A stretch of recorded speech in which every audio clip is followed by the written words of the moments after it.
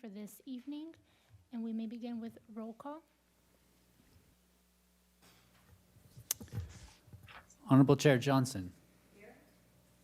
Honorable Commissioner Khan. Here. And Honorable Commissioner White. Present. Thank you. And the agenda for today's hearing is that we'll begin with public comment, followed by the approval of prior meeting minutes, the presentation of the city's demographer, and a discussion of future agendas. Good morning to those of you who are here. We are going to take public comment from those who are personally present, and then if there are any Zoom comments, we will take them afterwards. Now I'm on. Oh, that sounds substantially different. We're going to take in-person comments first and then go to Zoom comments. And I'd like to call first on Lindsay Baker from the League of Women Voters. Honorable Chair and Commissioners, I'm Lindsay Baker, speaking for the League of Women Voters. I wish to thank you for adding Zoom as part of this meeting.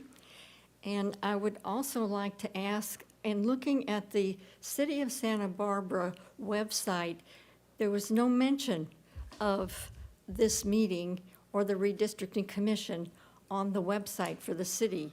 It took some exploration for me to find out the details about the meeting, and I believe I've made this request previously that it should be on the city website.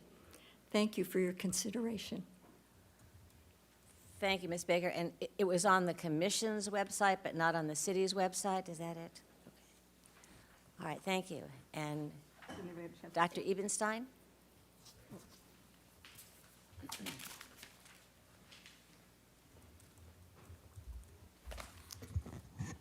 Honorable Chair and Commissioners, thank you for your time and for your service. We have a further revised District Elections Committee plan that I wanted to hand up to you if I'm able to do that. And make some points about it as well as more generally on this issue. Okay, for the record, so it's not the one we got EU, it's EUB. It's EUB, that's correct. And B stands for beach. So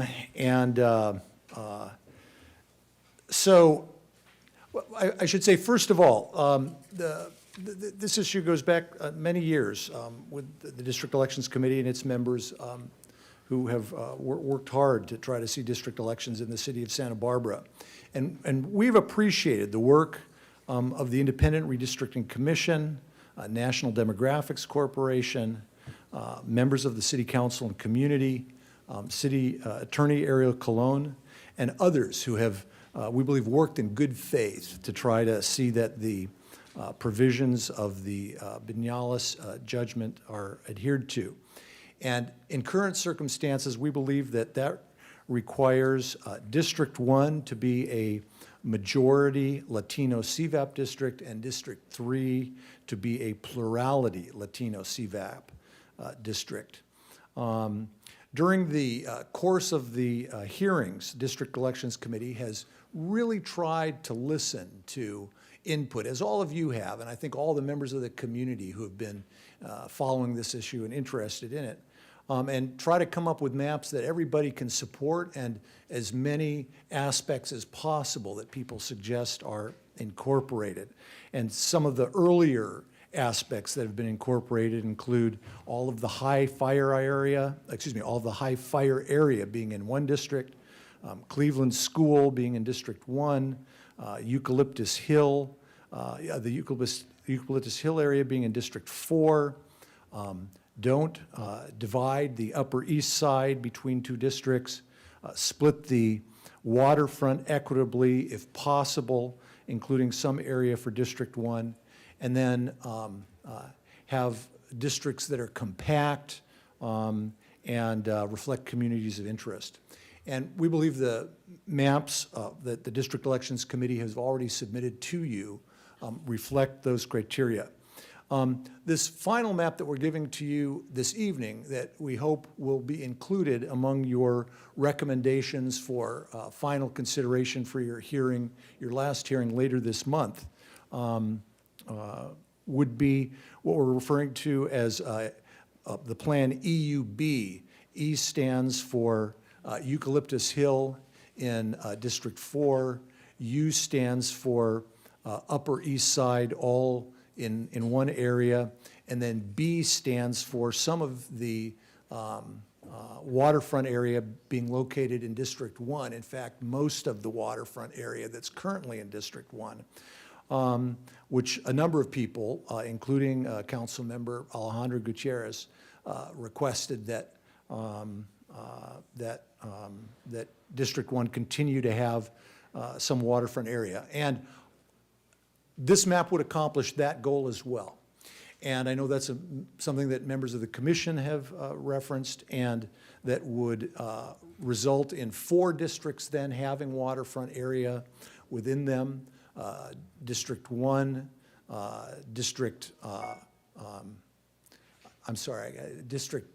1, District 5, District 4, and District 3. 2. No, 2 wouldn't. And 2 doesn't, let me see if I misspoke. I'm sorry, I don't have it. It's 4, though. That I can tell you. It's 4 out of the 6 rather than 3 out of the 6. And all 6 districts would also then have a piece of State Street. In the case of District 1, only a block at Stearns Wharf. But those are issues, too, that have been mentioned during the proceedings and that members of the commission. So we feel that this very much should be one of the maps that goes through to the final selection process. Again, our view is that it is essential to meet the requirements of the Biennial stipulation that District 1 be a majority Latino CVAP district and District 3 be a plurality Latino CVAP district. And all of the maps that we have submitted to you would accomplish that. Thank you very much again for your time and for your leadership. Thank you.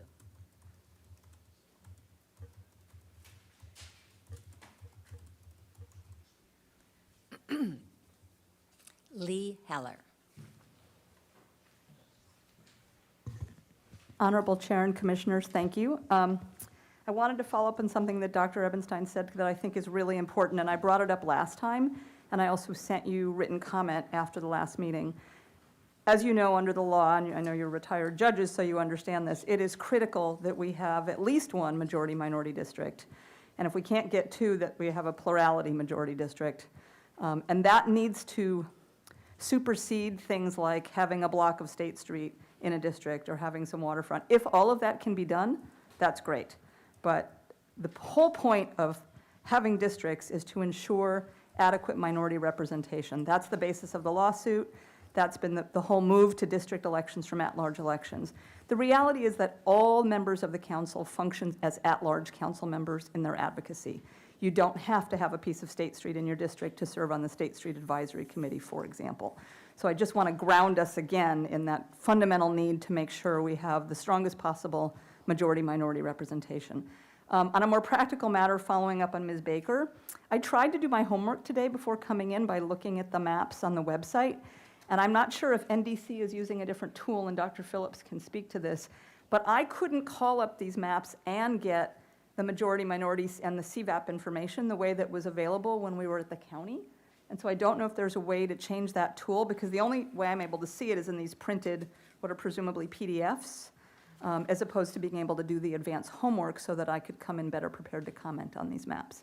So I'll let Dr. Phillips address that. Could I ask you, was that something that was available before and you couldn't get to it today? It was available at the county. I've never been able to get it at the city. Okay. But when NDC was working for the county and we called up the draft maps, you could see the CVAP breakdown along with other statistics. And this way, I wasn't able to find that. And maybe I missed something, and Dr. Phillips can clarify, but it was pretty hard to find, as was just finding information about this on the city website. Thank you. Okay. We'll have Dr. Phillips comment on that when we go through, after we get to the public comment, I think. Sebastian Aldana, Jr. And let me comment to the group and those watching at home. I had a conversation with Mr. Aldana at his request over the weekend, and I asked him to come in and make his remarks to the group at large. So good evening and welcome. And thank you for the phone call. And also Brandon for making the connection. Well, my name is Sebastian Aldana Jr., native Santa Barbara. I'm here, the maps that I tend to like is the 101 RE, because it basically leaves the current District 1 intact. And let me see here, yeah, or the current, yeah, 101 RE is as close as to the original.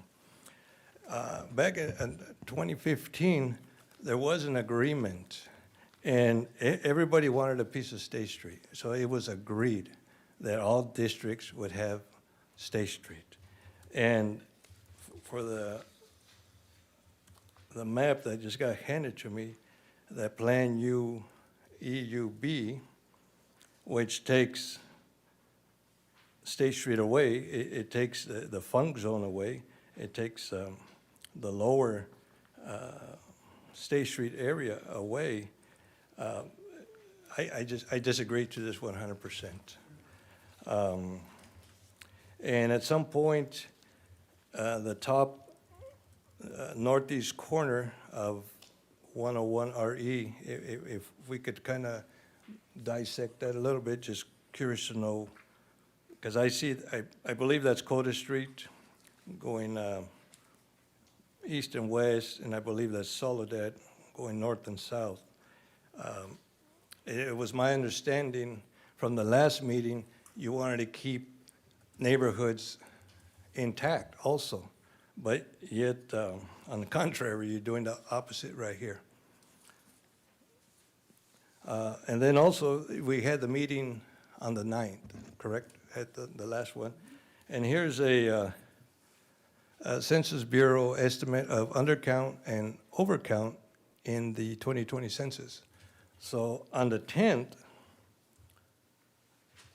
and this is from the federal government, they're saying that there's been an overcount and an undercount.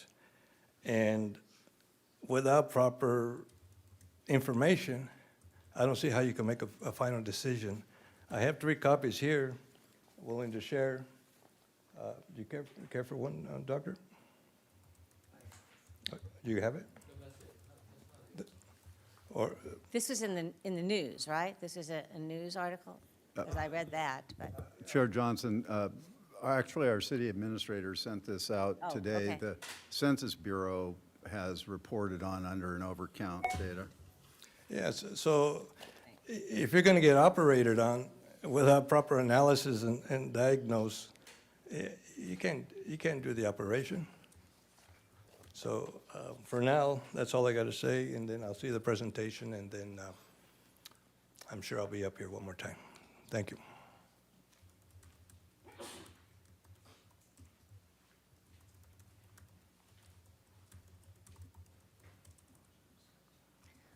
excuse the delay, you can see I frantically take notes because there's a lot to remember, and you all know what you're talking about intuitively and from long lives here, and I'm learning it more and more each day. So the more I write down, the better the result will be. Council Member Sneddon, Kristen Sneddon.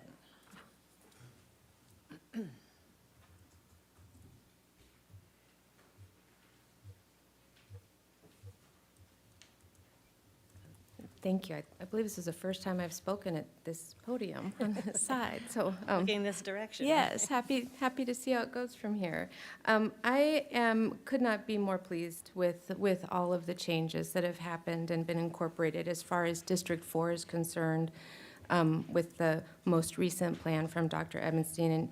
And, even as recently as this week with the East Beach, it matters to me, actually, that East Beach be retained within District 1, and it has been uncomfortable to think that that might be encompassed within District 4 because it is so different, and the adjustments here, as far as District 4 is concerned, has really taken everything into account, and then I would defer to my colleague council members for any other changes within their districts, but very, very pleased with all of these, and I think it retains the original character of the district, so thank you.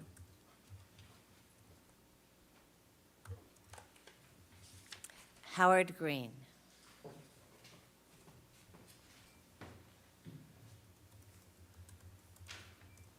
Good evening, Your Honors and staff.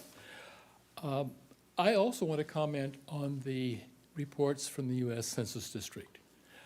I also made copies. Unfortunately, I couldn't get all the copying done for everybody. I guess I'd need to have 10 copies. Actually, 10 copies? If we could just get one more. Two of the commissioners have it. And Oh, I oh, don't. If I well- could just get one for now. Those are different. Thank you. Okay. We'll have to compare, I see that, all right.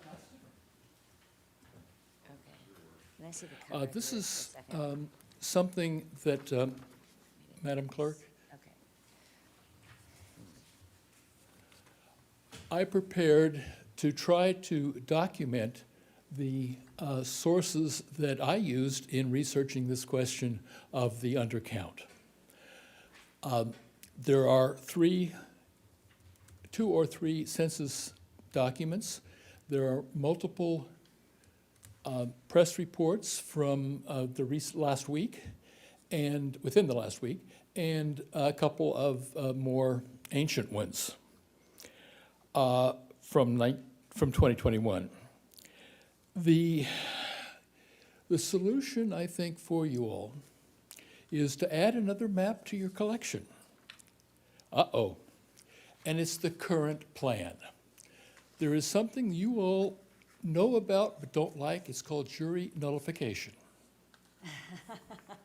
And I'd like you to act as judicial nullification and recommend to the city council when you make your recommendations. Do nothing right now. It's only been 5 years. We've gone through the exercises and found there are ways to reapportion, but really nobody supports not everybody supports a single plan. And so I think keeping what we have is wonderful. It's established. People know what's happening. They can understand the importance for future of responding to the census.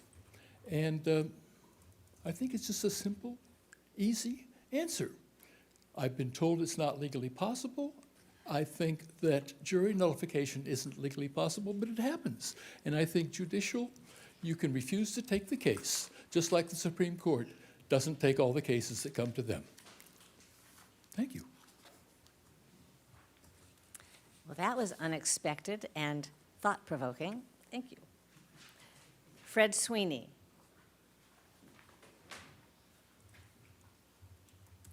Good evening, Fred Sweeney, to commissioners and to staff. Thank you. I'm the secretary of the Upper East Association, and given our appearance last week, we thought it would be important to put in writing what our comments were last week. So I don't know if she'll can hand those out. Thank you. And I don't know whether you want me to take the time just to read the 2 paragraphs into the record, or is the letter Entirely your sufficient? choice. If you wish to do so, Well, let me please do just so. take a second to do that. The Upper East Association was originally formed in the 1950s, has been involved in the city matters for almost the last 65 years. Our membership includes over 40% of the 600 properties in our designated neighborhood. Our association's boundary is the same as the Upper East neighborhood in the general plan and all city planning documents. We believe it is important that the Upper East Association neighborhood be entirely in one district, not split between 2 districts. Therefore, we strongly support, and you'll forgive me because the map numbers have been changing since we wrote the letter, District Map Option 101 EW. If that option is not feasible, we should support options 102 RE, 104 RE, and 105 BE.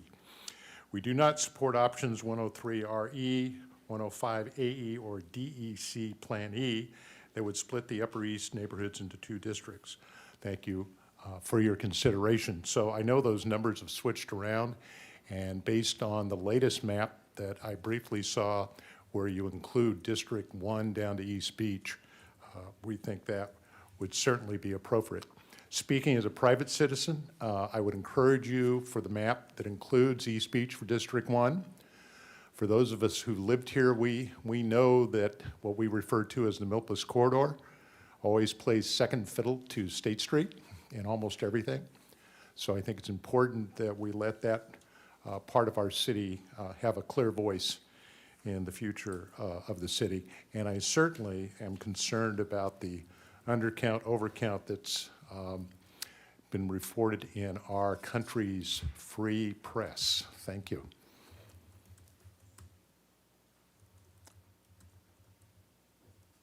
I believe that is the last of our initial public comments. Am I correct? Anything from Zoom? We do. I'm going to unmute you, Hillary Blackerby.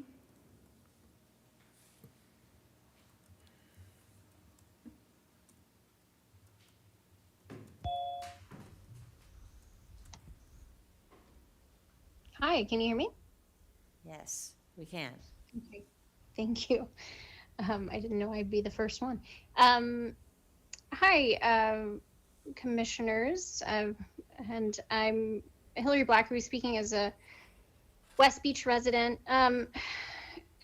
This is all very confusing, and I'm pretty well versed in public outreach and public even redistricting things. I have to say this has been a very, very hard to follow, opaque process, unfortunately. As it stood at least a few days ago, Plan 104 seemed like the best. The website is totally not clear, and the agenda is even less clear about what new proposals there might be. And I know there's going to be a presentation, but it would kind of be nice to see those things before the meeting starts. I think, several folks had said it, but it would be nice to still have 2 majority minority districts. It doesn't seem possible. Doing what we can to keep one and then have one be a plurality makes sense. As many of us who were involved, when the lawsuit happened, trying to give input on maps last time, it's kind of hard to carve it up, and we haven't had that much actual population change as far as numbers goes. So I know this is kind of a tough, we're sort of nibbling around the edges here. So I don't envy your task. And while I live in West Beach and kind of don't think it fits with the Mesa as much as it does with downtown, I also understand that shifts everything with regards to West Side and East Side, and those are definitely priorities in the community. And also keeping Oak Park with downtown, I think is important. So for now anyway, I think 104 looks the same. I haven't looked at all of the different iterations of 104, but I think that gets us the closest to keeping things sort of the way they are, but making sure there's still a good representation for our Latino community. Thank you. Thank you. And because of the fuzziness, can you repeat the speaker's last name for me? Blackerby. Blackerby. Thank you. I heard Rafferty, and then I knew that was not right. Okay. And we do have another speaker, Chair, Mayor Pro Tem Harmon. I'm going to unmute you, and you can go ahead.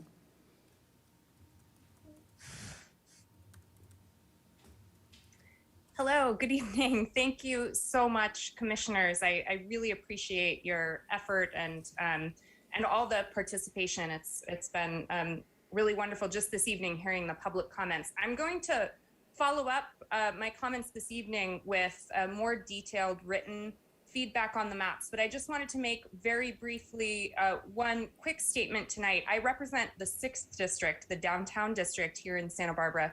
And I have to say, I agree with the comments made by Mr. Sweeney in connection with the necessity of having one representative for the Upper East. And I did want to say that to the extent that we think it important, and I think California law says we must, to keep socioeconomic geographic areas of interest together, the 6th district is quite different from the Upper East. And I do think the maps that keep the downtown district separate from the Upper East make the most sense in terms of maintaining that socioeconomic geographic area of interest. So I wanted to put that out there today and just briefly express my support for the position taken by Mr. Sweeney on that point. And as well, just to say that I'm following closely now and will be providing more comment, but really appreciate your input and looking forward to hearing the rest of the presentation.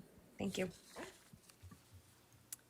Thank you. Any further Zoom comments? Okay.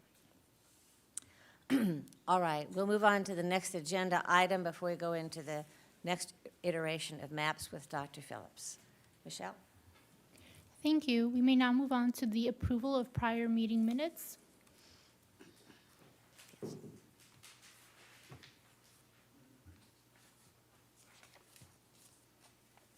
So the ones that we have are from March 3rd, correct? The ones that are before us tonight are from March 3rd. Yes, that's correct. These are happening in rather rapid succession, so we'll do the March 9th minutes at the next meeting. Any additions, corrections, comments from the members of the commission on the March 3rd minutes? None from me. Judge Kahn? Can I have just a moment? Mm-hmm.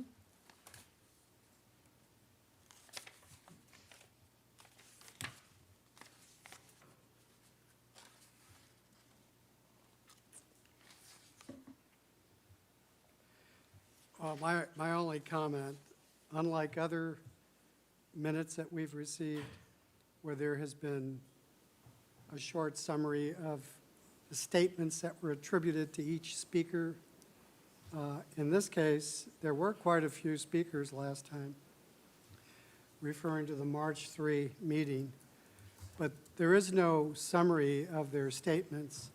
Now, I took copious notes, and I think we all did. So we'll try and supplement the summary of names that were included in the minutes together with our notes. So in summary, my comment is it would have been nice to have had some summary of the statements that were made by each of the speakers, quite a few listed.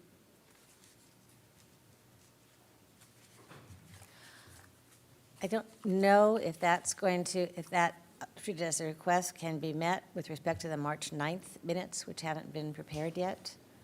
We can definitely amend the March 3rd meeting minutes to provide more detail as to the statements made by public speakers and follow suit as well with the March 9, March 14th hearing minutes. Would it be your preference, Judge Kahn, to delay approval of the March 3rd minutes to get that summary included?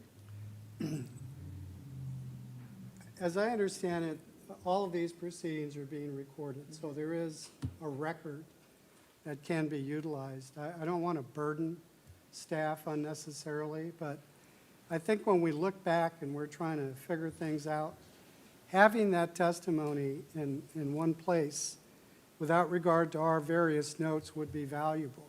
So it would be my recommendation, therefore, to delay approving these minutes until they are supplemented with the individual comments that are attributed to each of the speakers. Okay. Any objection, Judge White? No objection. We will then. Your Honor? Yes. Excuse me Mr. for Colon. interrupting. May I be heard on this? In your packet for the 9th, we included what we called a public comment summary on the matrix that analyzed all the districts. That was based on 17 pages of notes that I took.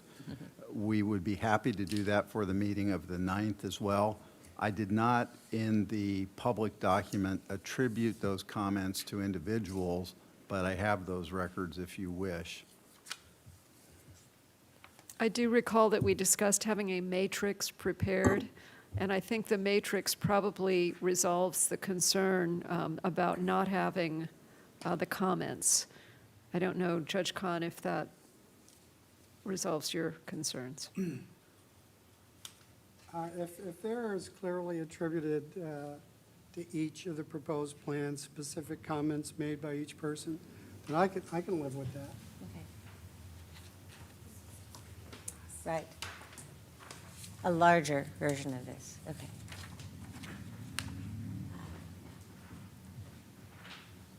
So although you might in the future prefer that they be identified by speaker, this would be acceptable for the March 3rd, is that fair to say?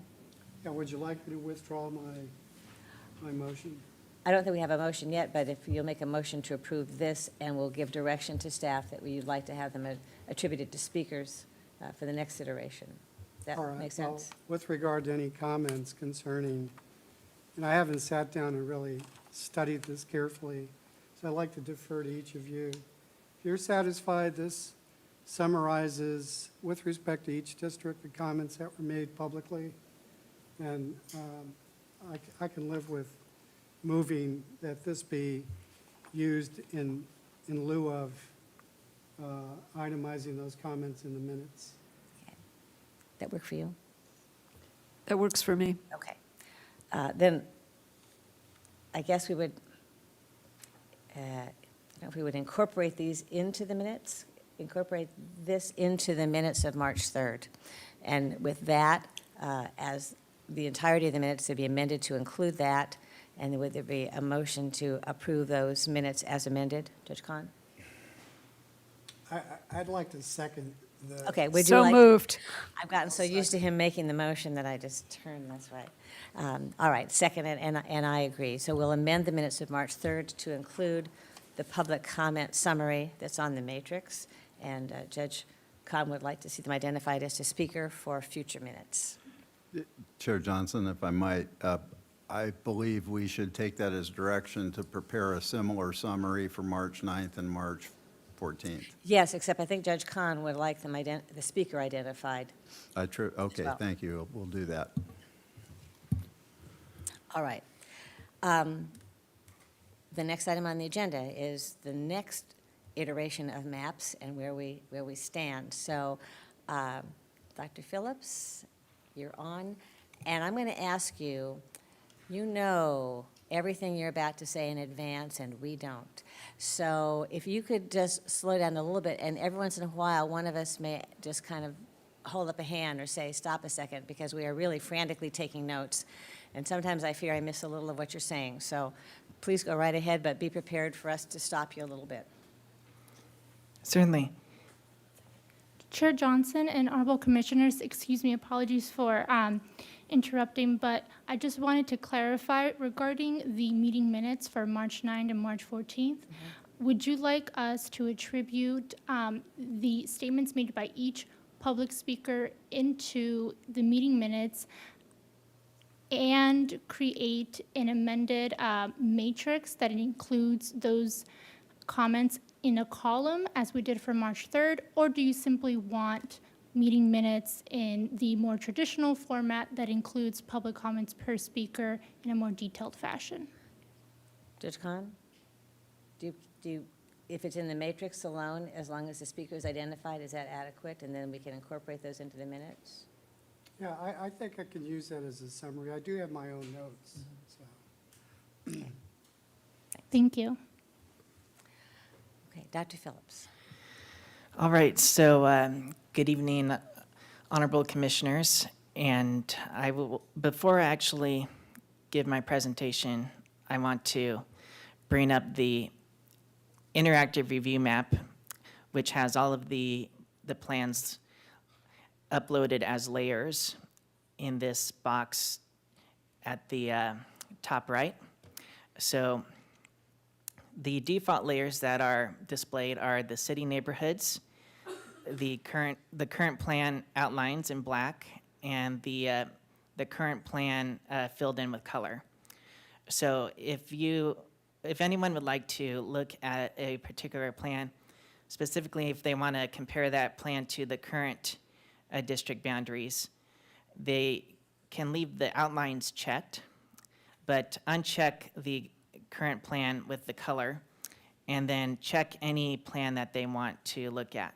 So if they want to look at, say, NDC Plan 101RE, they just had to check that, and they will see how that compares to the current district boundaries. And maybe they want to take off the neighborhood so that it's even clearer. And so you can see that what the differences are.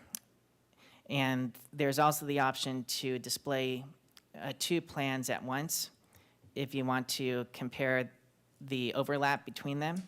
So for example, with these two plans, you can see that where you have that constant red color is where there's an overlap in District 1 between the two plans. But where there's some differences, you'll be able to see that in these places. So this is available at the city's website for the redistricting. So this is the website, and if you go to the agendas, minutes, and meeting schedules, you will see that, actually, if you go to draw a map, that is where you'll be able to access this interactive review map that I just pointed out. But if you go to agendas, minutes, and meeting schedules, under staff reports are where all the maps and demographics are posted.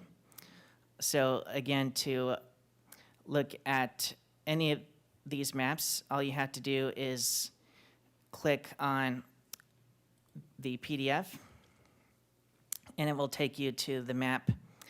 And you'll see at the bottom right corner of each of the PDF maps are the citizen voting age population statistics for District 1 and District 3, and the total population deviation as well. So those are the most basic statistics that are shown on the map itself. But if you want to look at the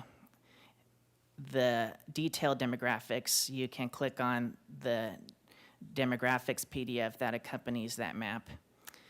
And you'll be taken to this table where you'll be able to look at it more closely, and you can see the citizen voting age population statistics for each of the districts, not just 1 and 3. So there's also information about voter registration, turnout, age, immigration, language, education, and household income and housing stats. So I just wanted to call your attention to that.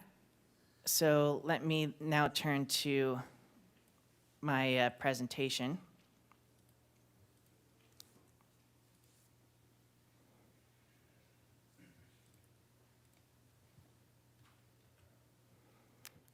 So you see here, this is the map of the current districts that were adopted in 2015.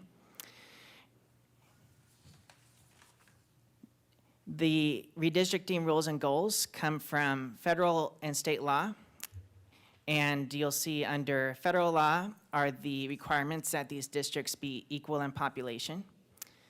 And by population, we mean people counted by the census in 2020. We know that there were flaws with the census, as there are flaws with each census, but by law, we had to take the census count, warts and all, and that's our barometer for determining whether these districts are equal in population. And we also want to be mindful of the Federal Voting Rights Act to not dilute the voting strength of a racial or ethnic minority group, but not practice racial gerrymandering where race or ethnicity is the only our main consideration. Under state law, there are a rank order of criteria, 1, 2, 3, and 4, indicating that if it's not possible to adhere to all of these, you want to prioritize criteria that are higher in the list. The very highest one is to have districts that are contiguous, just one piece each. Next is to avoid dividing neighborhoods and communities of interest, which are socioeconomic geographic areas that should be kept together. Third is to have districts with easily identifiable boundaries. And fourth is to have compact districts that do not bypass one group of people to get to a more distant group of people. And lastly, this should be a totally nonpartisan process, not looking at any political or partisan data.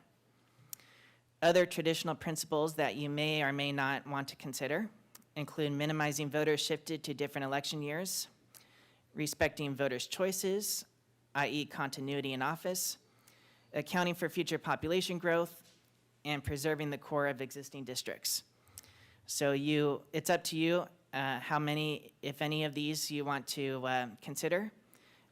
But the key thing is to make sure that it's not at the expense of the federal or state criteria. We also had to be mindful of the Benally stipulated judgment, which I will read in full. The intent of the parties is the electoral district map shall include 2 electoral districts, in which Latino eligible voters constitute a majority of the eligible voters, according to the most recently available relevant estimates from the Census Bureau's American Community Survey, tailored to the greatest extent possible in a manner consistent with the federal and state law, so as to address any issue of vote dilution. So in this case, the two electoral districts that are being referred to here would be districts 1 and 3. So you see on this map of the current plan where districts 1 and 3 are under their current configuration. And the key thing about the current plan is that the total population deviation is 18.5%, which is well above the legal threshold of 10%. And so it is not legally an option to stick with the current plan. So given that, we turn to the possible replacement options. So the NDC Plan 101RE, and you'll notice that many of these have letters that are suffixed to the original number.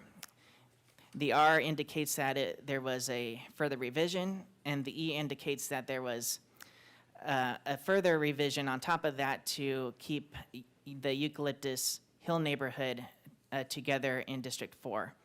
And a census block split was required to do that.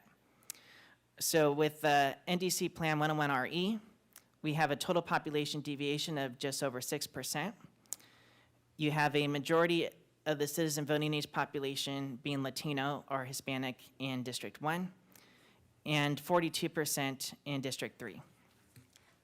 Doctor, could I ask you a question before you go any further? We keep hearing the word plurality, and I want to confirm in my mind what percentage equates to a plurality in District 3. 46 or 47%. Okay, thank you. Yes. So with this plan, District 1 maintains a presence on State Street, which is this line. If you look here, this is at Stearns Wharf. So State Street is a line just going up from Stearns Wharf, and it is eventually the boundary between Districts 4 and 6, and then ends up over in the far west of the city. So with this plan, you have District 1 on State Street, and you also have District 1 getting East Beach. District 2 is mostly confined to the Mesa, but it also includes the City College, Harbor, and half of Stearns Wharf. So the boundary goes right through Stearns Wharf. District 3 stretches from La Cumbre Junior High School to West Beach, and also includes the portion of downtown that is south of Ortega Street and west of State Street. So that way, District 3 has some State Street frontage as well. And really under this plan, all districts have a piece of State Street. Even District 2 has a very, very tiny piece next to Stearns Wharf. So District 4 would be limited mostly to the foothills, but it does have a small coastal presence around the bird refuge and the zoo, just like under the current plan. District 5 is focused on Upper State, but goes down to Hendry's Beach, down here. So it has a coastal presence. And District 6 takes up most of downtown, but also much of the Laguna neighborhood and all of the Oak Park neighborhood. And Dr. Phillips, am I looking at this correctly, that District 3 in this map is all on one side of the 101? None of it crosses over Carrillo Street, correct? So there, over in this part, it's bounded by US 101. Right. But then down here, it does cross the freeway to get this Okay, portion of West Downtown and Lower State. Got it, thank you. With Plan 102RE, District 1 now lacks a presence on State Street and East Beach. The boundary is along Santa Barbara Street, which is also a neighborhood boundary, and US 101. And District 2 lacks a presence in the west side, but rather includes the whole waterfront area. District 3 is entirely limited to the west side and lower west neighborhoods and does not cross the freeway at all. District 4 is limited to the foothills and has no coastal presence, although it does include Coast Village. District 5 is focused on Upper State but goes down to Hendry's Beach. And District 6 takes up all of downtown and Oak Park and part of Laguna. So while with the last plan, there was a chunk of downtown that was in District 3, in this case, all of it is in District 6. One thing I forgot to mention is at the bottom left corner of each of these maps, it indicates which district the airport is in, because the airport is off screen to the west, but it does have to be in some district. With this plan, you have a total population deviation just over 8%, and you have 51% Latino CVAP in District 1 and 40% in District 3. With Plan 103RE, it has a slightly higher deviation of just under 9%, a 50% Latino CVAP in District 1, 40% in District 3. District 1, again, has no State Street presence. Its western boundary is Garden Street, and its southern boundary is the freeway. District 2 lacks a presence in the west side, but rather includes all of the western hilly areas, including the Campanile and Hidden Valley neighborhoods. District 3 is, like the last plan, entirely limited to those two neighborhoods west of the freeway. District 4 covers most of the foothills, but not all. It rather takes in the area north of Mission Street. And District 5 is focused on Upper State and covers part of the foothills, including both San Roque neighborhoods and the Foothill neighborhood. So the consequence is that you would have the foothills in two different districts. District 6 would take up all of downtown and also all of the waterfront area. With Plan 104E, District 1 is going to be bounded again by Garden Street and the freeway. District 2 would be, like all the plans, concentrated on the Mesa, but it also includes most of the waterfront area out to the current district boundary between 4 and 1. District 3 stretches from La Cumbre Junior High School to the edge of West Beach, and it includes part of downtown also. District 4 is limited to the foothills but has a small coastal presence. District 5 is very similar to what you've seen in other plans and the current plan. And District 6 takes up most of downtown, but also parts of Laguna and the Oak Park neighborhood, plus the area between Modoc and the freeway. So with that plan, you'd have a deviation just over 8%. You'd have 51% Latino CVAP in District 1 and 45% in District 3. With 105 AE, we're just under 9% deviation. We have 51% in District 1, 46% in District 3. And District 1 is very similar to what you've seen in other plans with Garden Street and the freeway as the boundaries. District 2 is mostly confined to the Mesa, but also includes the City College, Harbor, and Stearns Wharf. District 3 forms an L shape with Mission Street as the northern boundary here, and Castillo Street, rather than the freeway, as a boundary between 3 and 6. And then it extends out to downtown so that it has a boundary with District 1 along Garden. District 4 would cover the foothills as well as most of the waterfront area. District 5, very similar to what you've seen elsewhere. District 6 would take up most of downtown, all of Oak Park, and parts of Upper East, Laguna, and West Side on the inland side of Modoc. With 105 BE, that has the highest population deviation, just under 10%. It's got 51% in District 1, 46% in District 3. Districts 1 and 3 are identical to what you see with 105 AE. So with BE, it's about how the surrounding districts are situated. So 2 is going to be taking in a lot of the waterfront under this plan. 4 is going to have the part of the waterfront, or East Beach, that's east of Milpas, and the foothills. 5, very similar.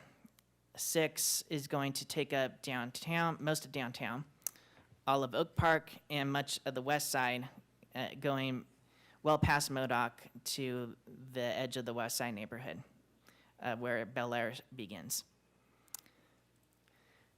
DEC Plan E has a total population deviation just over 9%, 51% in District 1, 46% in District 3. So District 3 and District 1 are very similar to what you have seen in the prior two plans, the 105 plans, but there are some slight adjustments made to make sure you get an actual statistic that is a plurality Latino in District 3. So the other districts would be treated in that District 2 gets the City College, Harbor, and Stearns Wharf.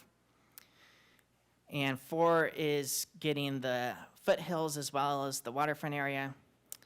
And 6 is taking in the Upper East, south of Pedregosa, as well as the area between Modoc and the freeway.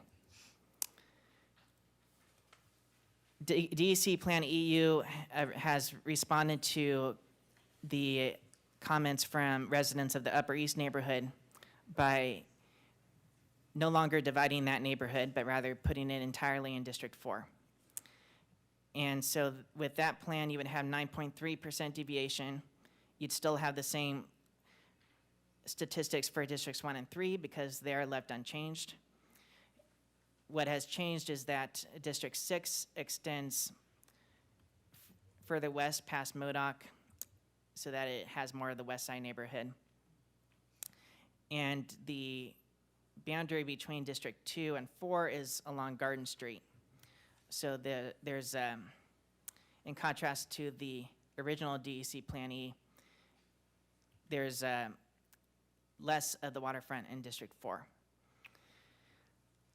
And so Dr. Ebenstein referenced that there was a further change made to this plan so that it's going to be titled Plan EUB, and we didn't have the opportunity to post that in time for this presentation, but we'll have that to present at the next hearing.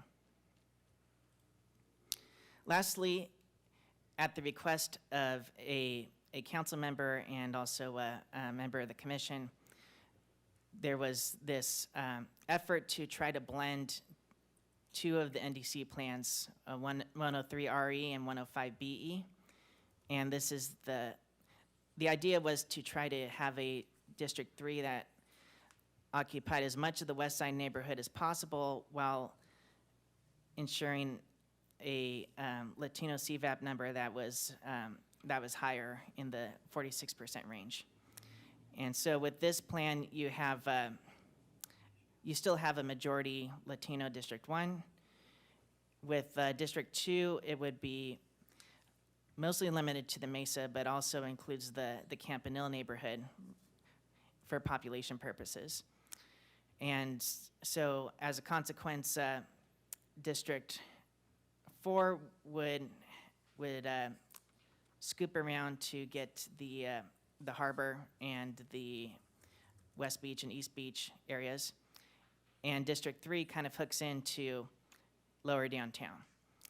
And District 5 would have to increase in population to offset the loss of the Campanile neighborhood, and so it gets the Foothill neighborhood.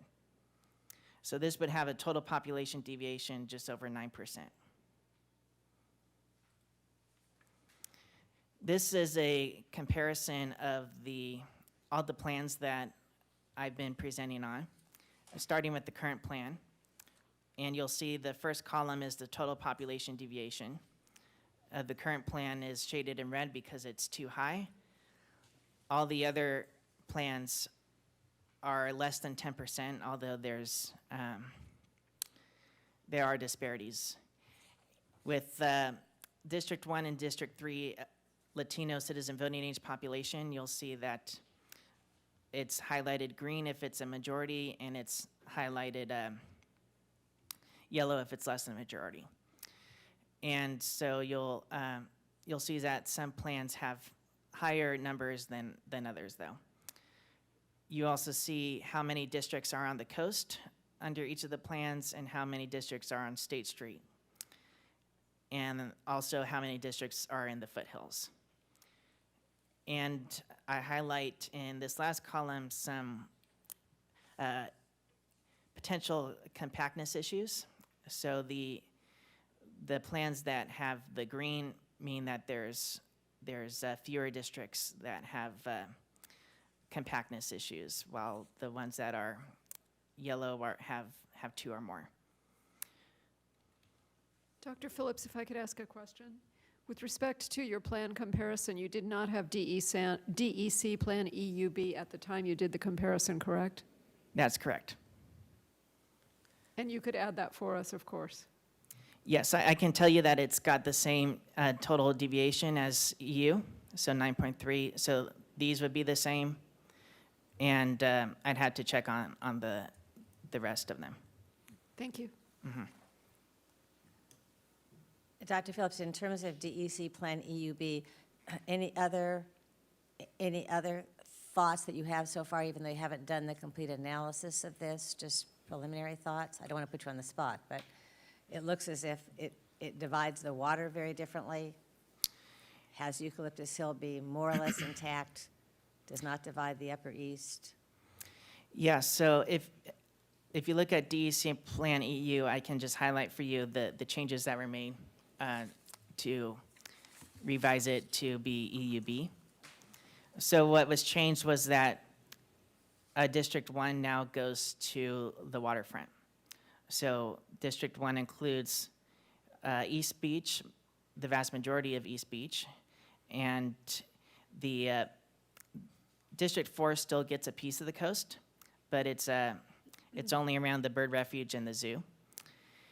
And so in order to ensure that District 1 still has a majority Latino citizen voting age population, there needed to be a portion of District 1 that was removed.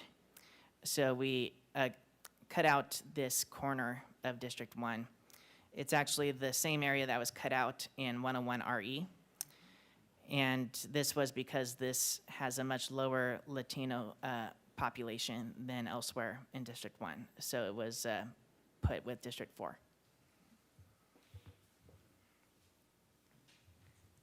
Okay, thank you. So that is all I had to present on. So I'm happy to take any questions from the honorable commissioners, or we can go to public comment. Thank you. Anything else before public comment? We'll go to the attendees. Howard Green.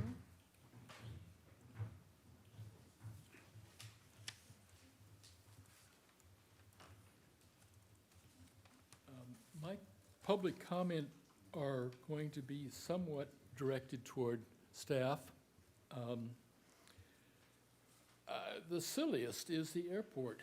I don't see Mr. Colon, but the airport on most maps is attached to land in some area along the coast. What is that exact legal point? I raised that because it looked like the airport was switched back and forth between districts. And it seems to me that if it attaches at a specific point, then it could switch back and forth unless the boundaries switched. In other words, it couldn't be used for balancing. So what's the percentage of people in the airport area? I'll turn to Dr. Phillips, but every map I've seen, I guess it's moving between 2 and 5, is that it? Okay. Dr. Phillips, any comment on that? Thank you. Yes, that is correct. Honorable Chair, how would you like me to proceed? Would you like me to dialogue with the public commenter or just wait until the public comment has finished and then answer your questions directly? I think it would be more helpful to me if you answer them as they come up, while we have them fresh in our mind. Sure, okay.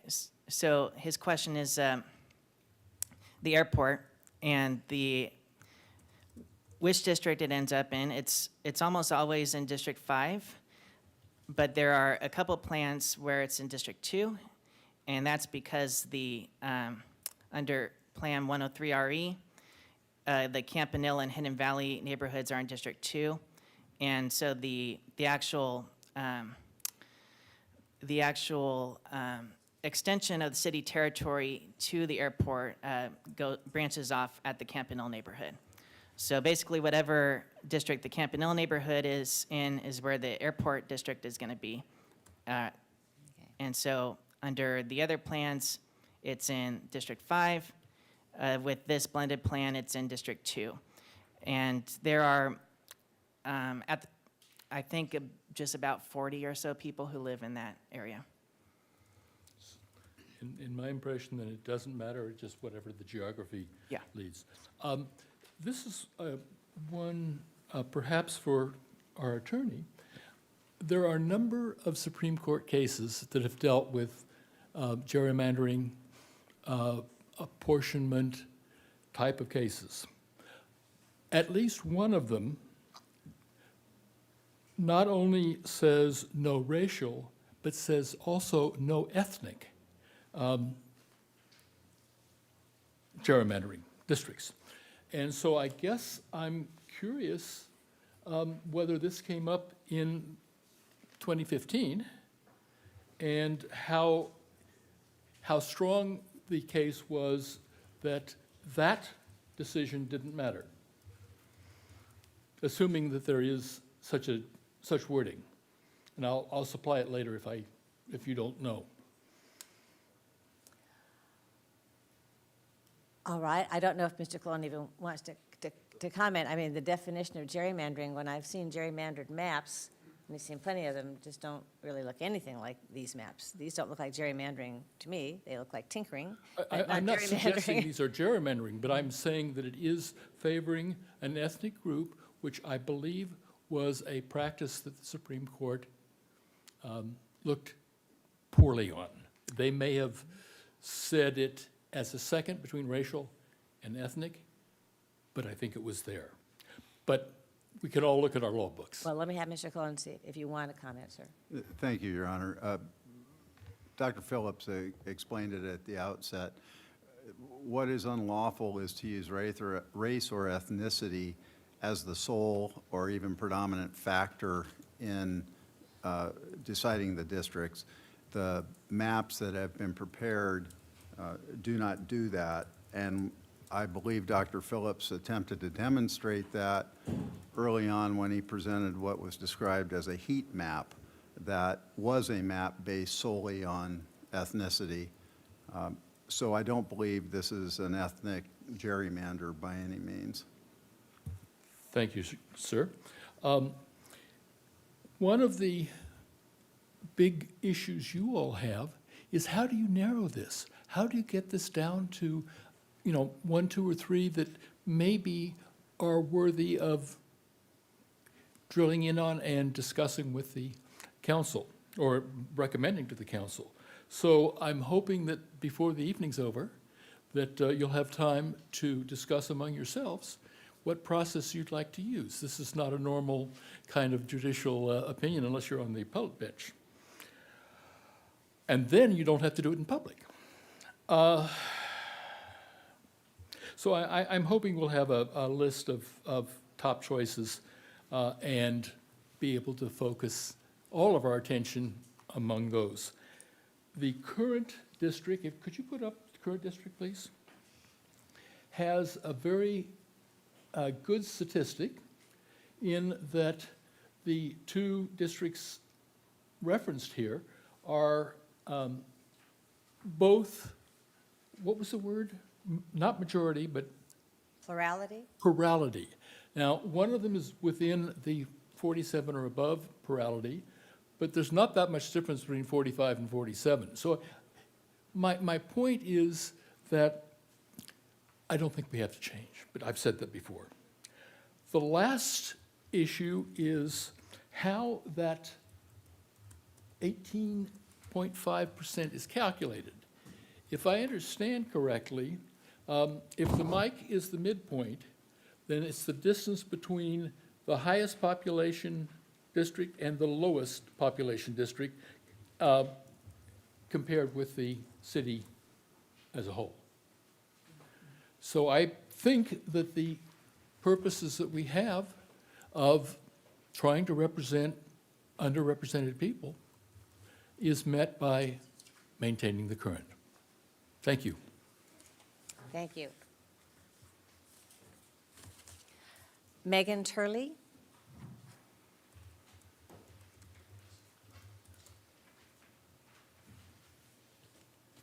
Hello, honorable commissioners. Thank you so much for spending your time doing this important work.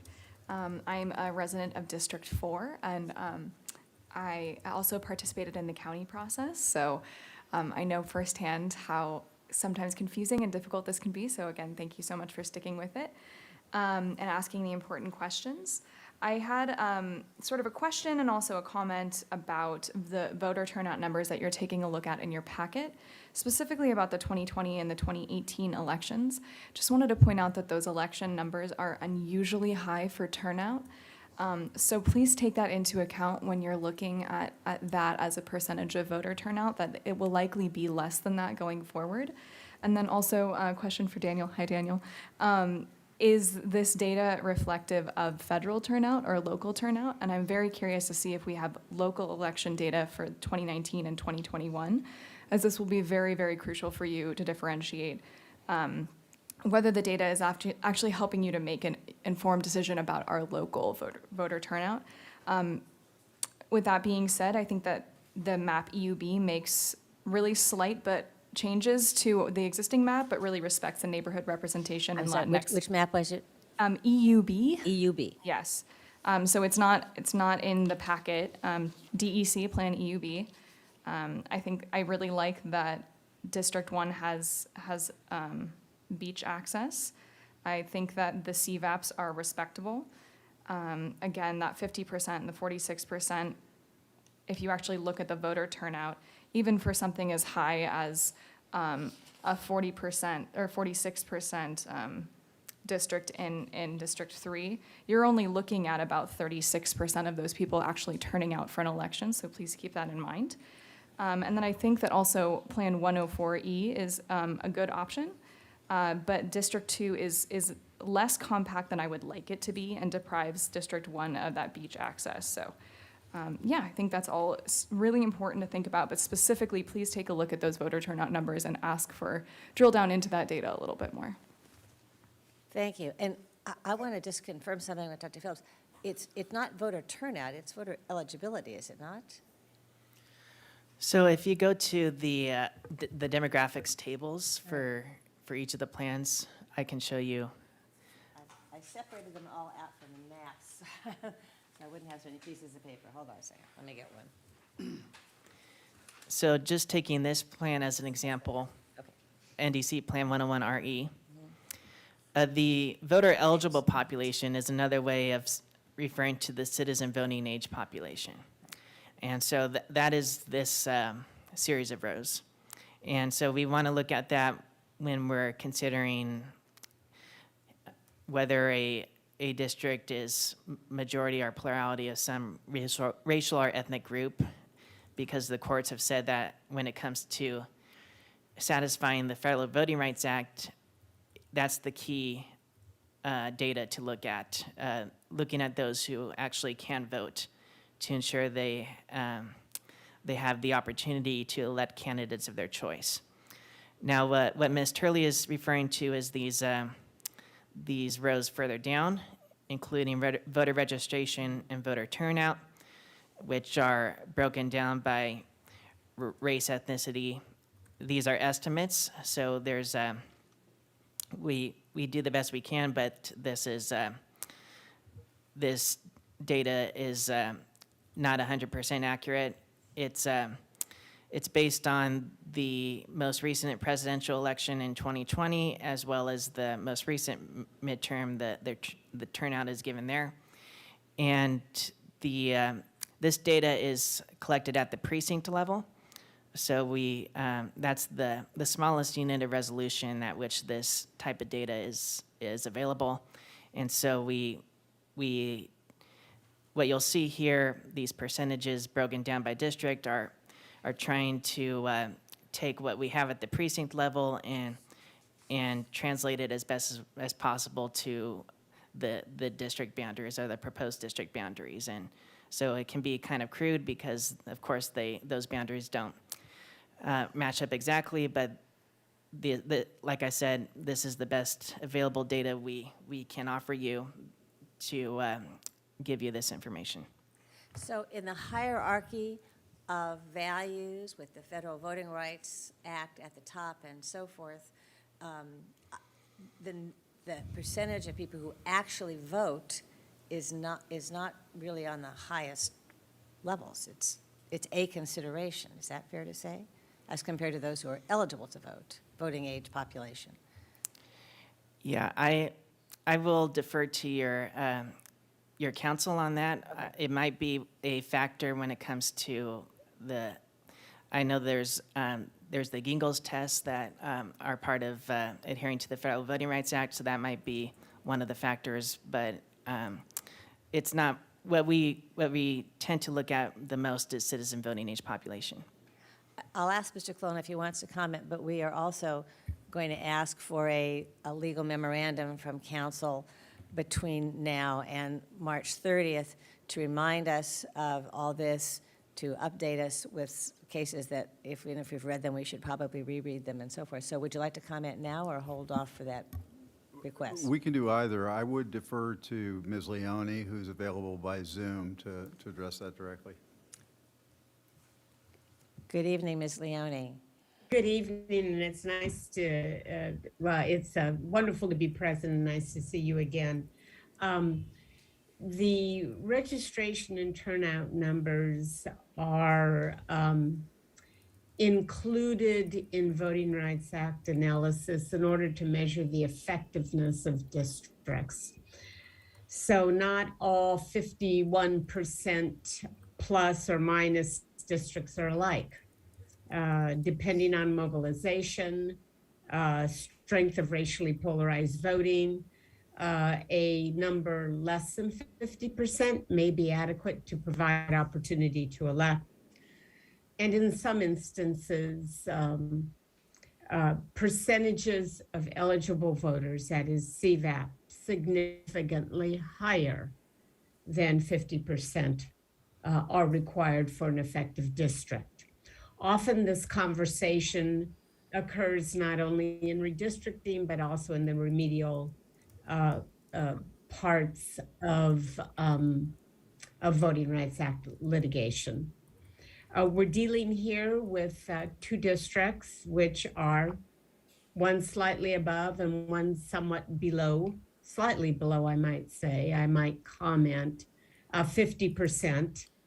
We're looking at these districts based on aged data. It's from the ACS, which is at this point, the midpoint of the ACS data was 5 years ago. So, and they are estimates as they are. But we do know about these two districts as they have been successful in electing minority preferred candidates with our two city council members. So while registration and turnout are significant, and will vary depending on the election year. The federal law is, though, that you assess Section 2 compliance based on CVAP. Thank you. All right, the next speaker is Lee Heller.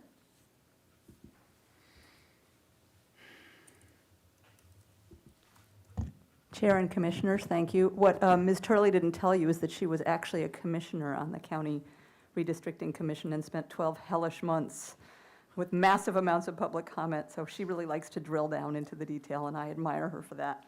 I just wanted to point out a concern with a couple of maps that I suspect won't survive anyway, which are 102 RE and 103 RE, about the way that District 3 sort of climbs up Valerio Street. I actually live right above there, and it might have been necessary to try to get the numbers, but it doesn't make a lot of sense as a way of splitting neighborhoods.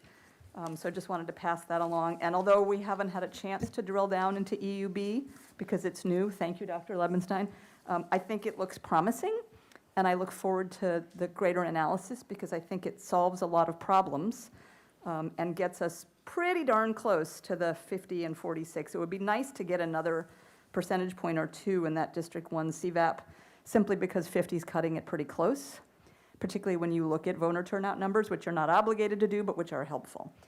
So thank you very much. Thank you. Dr. Ebenstein.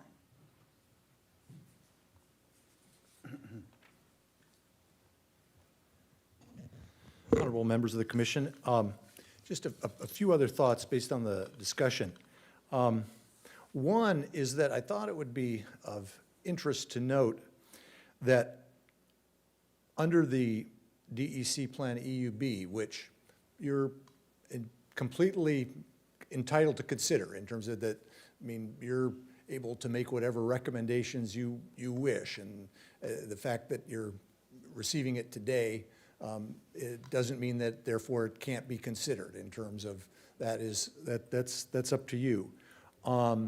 And I would say too that with respect to Judge Ochoa's letter to you earlier today, with respect to Plan EU, which has been previously submitted, the only difference between EU and EUB is the east side, the discussion, further discussion of moving east side area, East Beach area to District 1, which then necessitates moving some area on the northern side of District 1 to District 4. And again, it would seem to me that that area that's being proposed to be moved from District 1 to District 4 is actually more of a community of interest with District 4 than it is with most of District 1. So so I guess what I'm saying is that, again, we really hope that Plan EU or Plan EUB will, or both, will be among your final maps that you're considering at your final meeting. And as far as we know, these are the only maps that actually meet the criteria of a majority Latino CVAP in District 1 and a plurality Latino CVAP in District 3. We agree with Dr. Heller that it would be desirable if it were possible to raise these percentages yet a little bit more. From looking at the maps many times, it's difficult to accomplish majority and plurality districts in terms of it's difficult.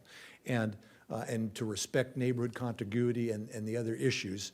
And we think that this does it about as well as we can. And so, as I said, Judge Ochoa's letter would pertain to both EUB and EU if you wanted to put EUB forward at this time. We no longer are asking you to consider Map E. We were persuaded by the comments of the Upper East Neighborhood Association at their meeting last week, and that's why we drafted EU and then subsequently EUB. I hope that's clear. You know, I mean, when you go through all these letters and are referring to, it's really difficult, even when you're speaking them, to keep them straight. So I don't know if that's We all live our good. life in acronyms, it's okay, but we're getting it. But Okay. But I did want to ask one question. There are other maps provided today that show a CVAP in District 1 of 51% and a CVAP in District 3 of 46%, which is what EUB does. I think And you indicated that you thought that was the only map that created this plurality. Can you comment on that? That's true, okay. The other ones were the 104A and B, I believe, is that correct? I had the blend of 103 RE and BE. Mm-hmm. I have your Plan E, which you're not really putting forth anymore. I have 105 BE. I have 105 AE. All of them have 51, well, this one is a 45. Okay, but all those that I just mentioned, I'll take out E, since you're kind of withdrawing that. There's 3 others that have those numbers. That is correct. I'm incorrect in that statement. The 105A and B, I said 104, I meant 105. We think that the DEC plans are preferable to the 105 plans.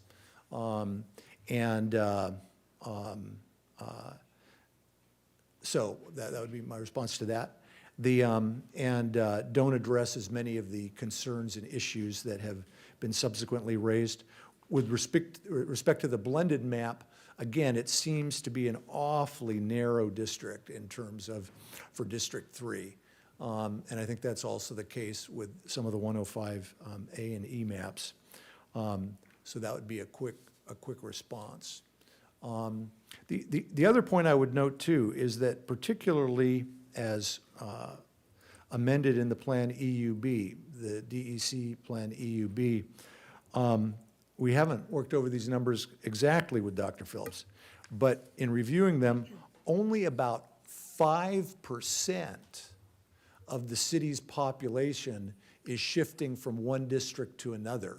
And maybe it's 5, we'll have to get the numbers exactly, but the point is, maybe it's 5.5%. But the point is that this is not a plan that is shifting large numbers of people around the city of Santa Barbara. I mean, it's a relatively small number, since most of the change is in districts 1, 2, and 3, which all vote at the same time.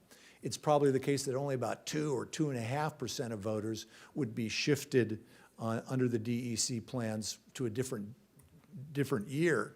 And strictly on the total population issues that have to be addressed, I don't think you can do much better than that in terms of, and again, there's further tweaking that could be done, and if DEC Plan EU or EUB or both make it into the final consideration, and the commission indicates areas that it would like to see continued to be worked on, then I'm sure that there might yet be further, now we're almost down to the block level of trying to resolve these issues.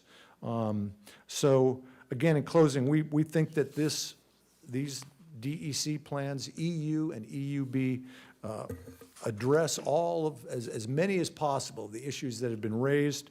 They create compact districts with neighborhoods of interest, and they address both the total population and the CVRA issues better than other plans. Thank you for your consideration. I have a Dr. question Ebenstein, that I'd like to ask. Okay, I'm sorry. I heard your voice first, so I'm going to go with you first, but that could be my ears. You may, Doctor, you may have heard some reticence expressed by some members of the public about, the undercount, overcount, and that this has come out in the news. Do you share those concerns? Sure. Yeah, I believe that there was an undercount, and it's probably primarily in lower socioeconomic areas in terms of, I think that is a correct inference. That's one of the reasons I would mention too, that in the DEC plans that are put forward in 1 and 3, they have the least total number of any districts, with the thought that looking forward a decade even, when this is all redrawn again, that with a more accurate count, it's actually, I guess the point is that the total population deviation is probably closer than the figures that are indicated. and the Latino CVAP is also probably a % or two higher. We see those as positive aspects in that sense, and are factors that we think you can informally, to a certain extent, continue. But as Dr. Phillips has indicated, from the standpoint of the Federal Voting Rights Act and other appropriate issues, that you really do have to look at the census data. So the point is, that's what we're stuck with in terms of, or we believe that you as commissioners, you have, you know, and we've worked hard on it so that when we say plurality, it is a plurality. It's not close, it's not within 0.5%. It is a plurality compared to, on the basis of the current census data, which is what we think you have to consider. However, in reality, taking account of that issue, it is probably the case that the population is closer and the Latino CVAP is a little higher, and we would see that as bolstering the case for the DEC plans. Judge White.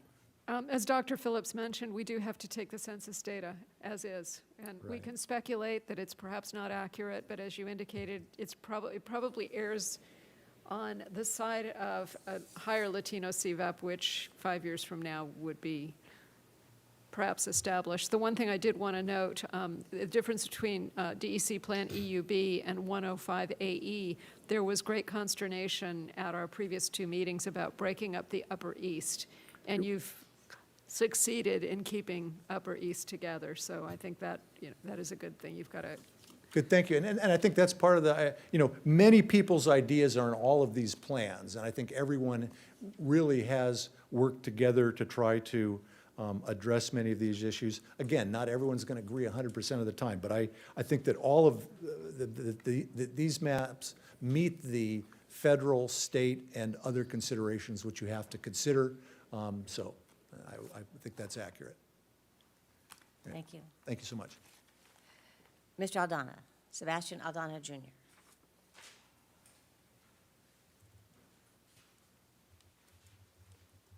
Okay, hello, Sebastian Aldana Jr. here. After hearing Mr. Lanny Evanstein, I'm glad that he was able to succeed on the Upper East, and I hope you can figure out a way for Upper East, but not at a cost for District 1. The residents, business owners, everybody's fine here.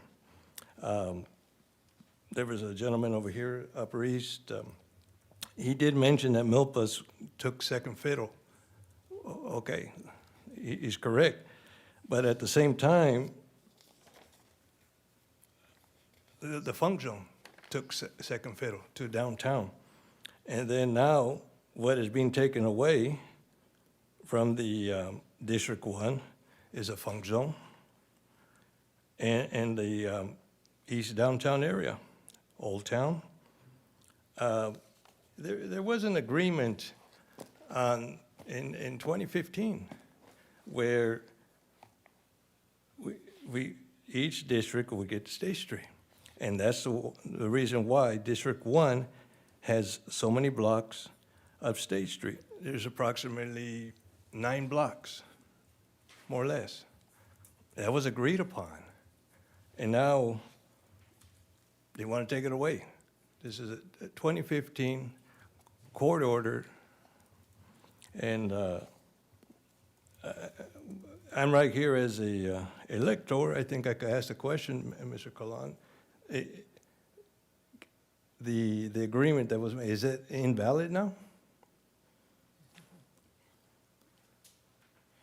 I'm here as an elector. I'll let you comment if you like. Thank you, Your Honor.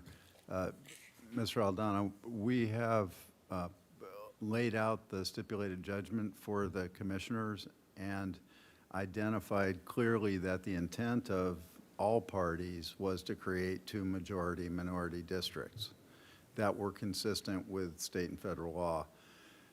What has developed during the discussion is a universal recognition that it is not possible to create a majority district in District 3. So the conversation has shifted to whether a plurality is possible in District 3. So that's, the commission has been briefed on the stipulated judgment, and Judge Ochoa has briefed them as well. Okay, because Mr. Ochoa, okay, he's part of the district election committee. I guess I know during the 2015, once I had to stand as a lone wolf. I guess I'll stand as a lone wolf again. I was not notified by Mr. Ochoa or anybody from the district election committee. So, so District 1 is fine. Everybody likes it. If it's not, they say, if it's not broke, don't fix it. So why are you tweaking? It does not make any sense to me. And for Dr. Phillips, on the top northeast corner, because is that Coda Street? I can show you exactly where it is on the interactive review map. Okay, it looks like the corner of Coda and Soledad. So, like I said, the DEC plan EUB has not been uploaded yet. It just came in today. But the 101RE takes the same approach with taking out this area. So that this is in District 1 under the current plan, and this would be in District 4 under Plan 101RE, as well as DEC Plan EUB. So it's bounded by Voluntario Street, Coda, Alameda Padre Serra, De La Guerra Road, and goes to Canabredito. Right. Because I know De La Guerra Road, there'd be a few, on Coda Street, I live on Coda Street. I live 3 blocks from there, so I know my neighbors. On East Coda, north side, you're removing a lot of Latino families. On North Voluntario, east side, you're removing a lot of Latino families. On Ortega Street, that would be the 1100 block between Coda and Soledad, and then De La Guerra and Soledad. There's a lot of families, I mean, Latino, Hispanic, Mexican, whatever we get labeled. What's the percentage of Latino versus Caucasian in that corner? If you look at the screen, you will see that I selected percent CVAP Latino as a layer there. And you can see, if you look at the legend, what the colors signify. So it would be, most of that piece that was cut off is 0 to 25%. There's one block that has, looks like 35 to 50%. But as a whole, it would be much less Latino than you get elsewhere in the district, where you see all these reds and yellows and greens.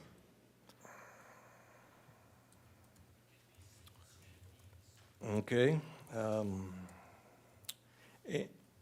you're going by the information of what year? So this is citizen voting age population that comes from the American Community Survey from the Census Bureau.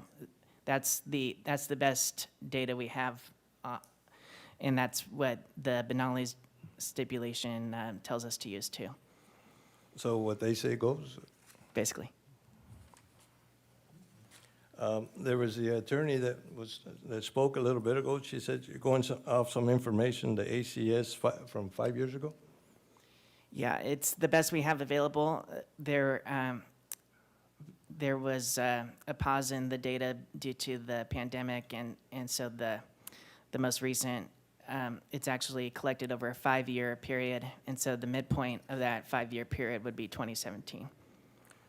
So District 1, where everybody's happy, could possibly be destroyed from old information. Is that what you're telling me? I think the information you're talking about is voter registration and turnout, right, rather than eligible voters? What you see on the map here is eligible voters. Right, but I think the information that Ms. Leone was talking about had to do with voter registration and turnout, not eligible voters. Okay. Well, for one, I support 101RE. Okay? That's basically leaving the District 1 intact except for the top northeast corner. And I'm aware that I think Brandon and yourself, Dr. Phillips, took a tour with Lanny. Can we take a tour? Can we set some time aside so I can explain my concerns? I'm not sure what you're asking, sir. I'd like to take a tour with them, take a ride. Oh, with Yeah, our I want them. demographer? I want them to hear and see it from my point of view. Okay, I'm not going to get in the middle of that. Okay, That's well- a city issue. Okay, well, if I can make that request, Brandon, let me know later at your earliest convenience. And once again, by looking, for one, I disagree from that this new plan EUB. And the east side is as closest to East Beach. It's adjacent. If you get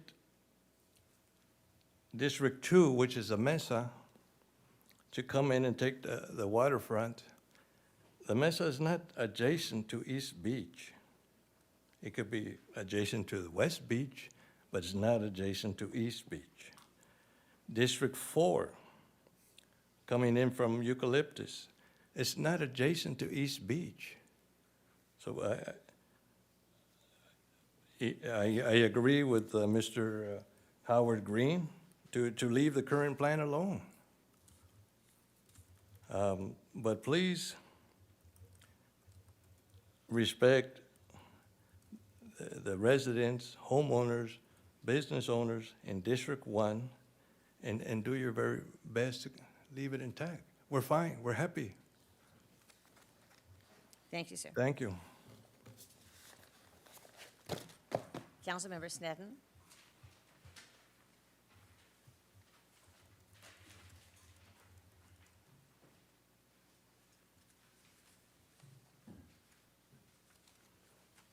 Thank you. I will be brief and just speak in the affirmative. There are so many maps that work, I think because Upper East is fairly compact, it was easy to move that, and there's so many maps that satisfy that.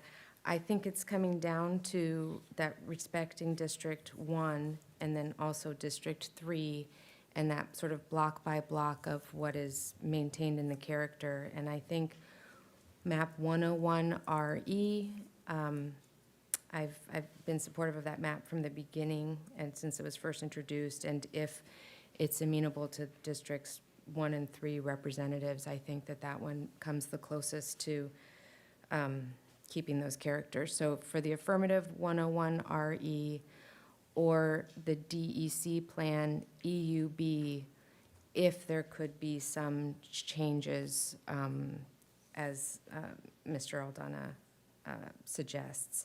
But I do think there are so few of the maps that keep East Beach with the east side, with District 1, that really there are only 2 that do that.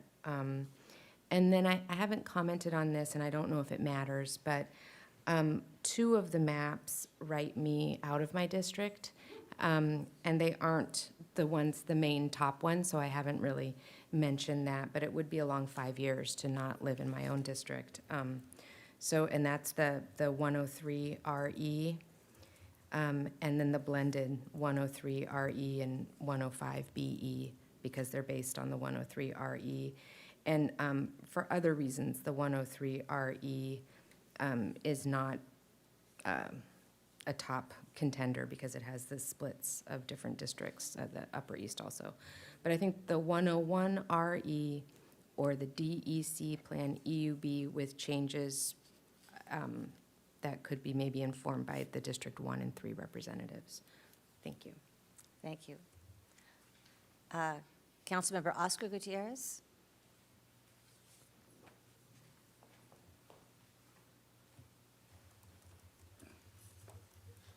Hello. Thank you all for allowing me to speak. I have a couple questions for the city attorney. So the EUB map has the highest percentage at 46% for District 3 and 50% for District 1 with a deviation of 9.3. Even with these numbers, would we still be liable for not complying with the agreement? Oh, an advisory opinion, okay. Yeah, that, Councilmember Gutierrez takes a little diplomacy to answer. Judge Ochoa has indicated that the District Elections Committee is satisfied with DEC Plan EU and DEC Plan EUB. I infer from that that group would not bring a lawsuit. Okay. But a plan like 101 RE, where it's 42% for the 3rd district, 50% for the 1st, that could trigger litigation. I'm not going to give that opinion today. What Judge Johnson has asked is that we, meaning Marguerite Leone, it will be preparing a memorandum of law to brief the IRC on that issue. I've specifically asked Ms. Leone to undertake that to keep a little distance between our office and a fundamentally political question. Okay, thank you. So obviously the point is to get the highest percentage. So Plan EUB seems to be fulfilling that, but again, going with what people consider the West Side, what feels like the West Side, Plan 101 RE best encompasses that, I would say. But obviously the laws are the law for a reason. The only thing I would ask is if we were going to go with EUB, I see that on the map here that Harding School has been drawn out of my map. I just asked that that be in the district because it's always been in the district, and I've been personally doing a lot of work with them since I've been elected. So it'd be nice to have them in my district. And I guess that would go for 101 RE as well, if for whatever reason you all decided to go with that map. Harding School, half of it was drawn out of the map there. And if possible, with 101 RE, to add the Westside Community Center on Cabrillo Street, or is it Castillo? Castillo Street, sorry. That I feel would really encompass the entire West Side. But again, I understand your predicament and your obligations, and I appreciate it. I have a question. Could we show on the map exactly where Harding Street School is and where the West Side Community Center is, if we could see how we might be able to accommodate a shift to accomplish that? Yeah, so you see that little rectangle that's not shaded the same color as the, I'm a little colorblind, so is that green? No.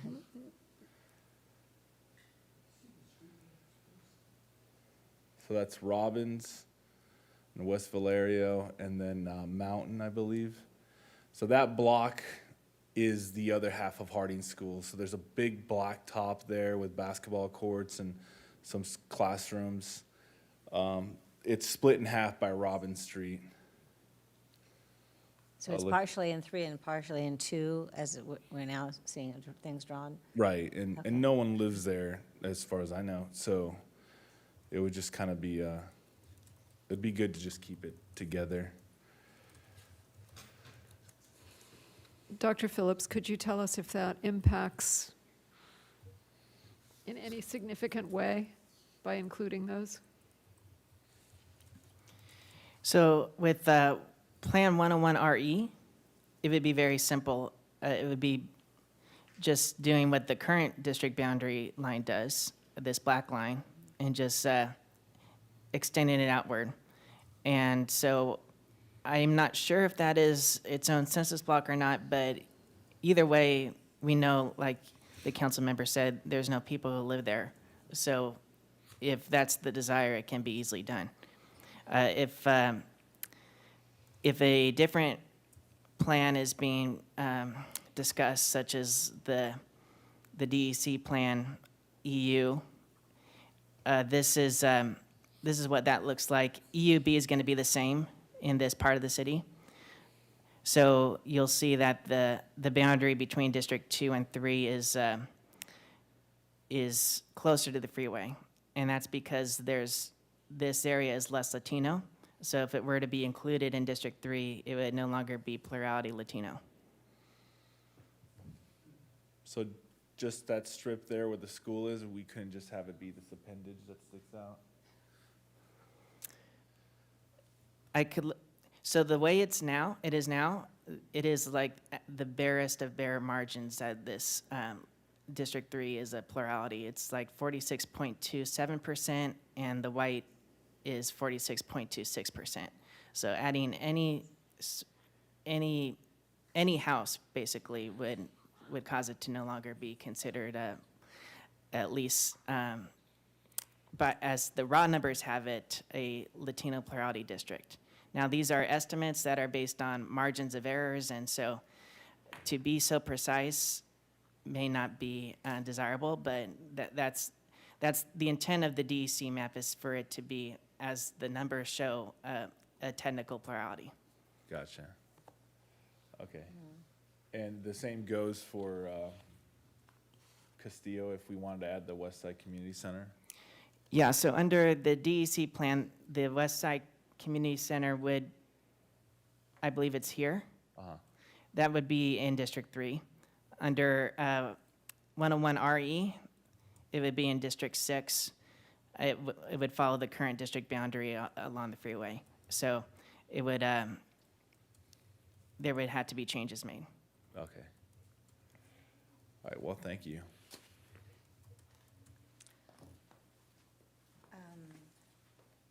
Okay. Is it possible for us to see next time a map that does move Harding School on 101 RE back into District 3?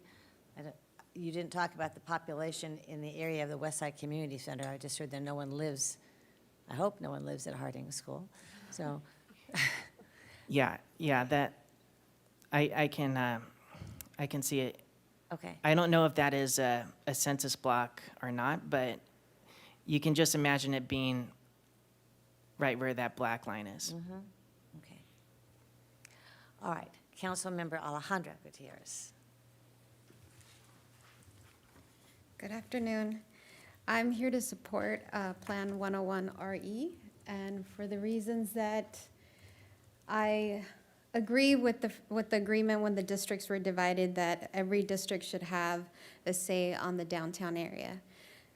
And East Beach being very close to the Milpas corridor and just the East Side community, and like I had spoken before, the residents in that area usually just tend to, when they go to the beach, they stay within that area.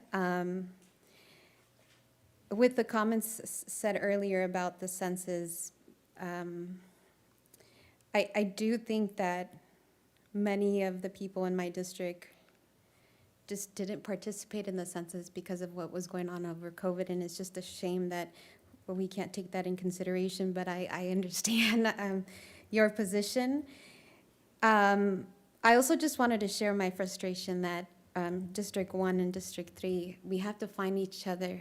We have to find us in this situation where we are representing two districts that are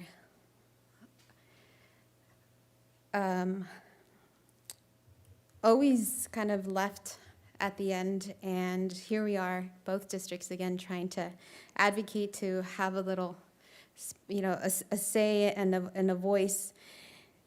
And with the city of Santa Barbara, I understand how complicated things can be, just because it's hard to get the minority population here to get involved. And today is a perfect example. This room would be filled with people from District 3 and 1, but there's a big situation going on in the community with involvement with children that are being underrepresented in the district. And going back to in-person, there's a lot of chaos going on. There's a lot of families that are being homeless, that are going through domestic violence. There's a larger population of newcomers, meaning children that crossed the border without parents that are now in the school district. And tomorrow's the school district is going to have a board meeting and decide big changes. So a large of the community activists that would normally be here speaking to you for District 1 and 3 are in another meeting. And I just really would like you to take in consideration that I would like for each district to have a say on the downtown area, because for many years, the downtown really just reflects the business side of Santa Barbara, and it's always been very welcoming for the tourists, but for the local kids and the youth that are being brought up here, it's not a place where they really hang out. It's known for the tourist place. So that's one of the reasons that I would really like to have a say on the downtown area. And East Beach is home for the people in my district. It's a place where they feel that they are part of the larger community, and it's not a place where they just feel like that's an area for the tourist.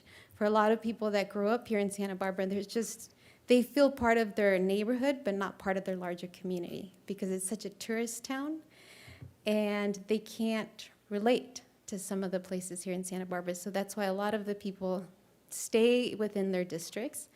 The main reason that I ran for city council, my background's in education, was to show the children that grow up here that they do have a say in the largest city, and that they are part of the largest city and not just their neighborhoods.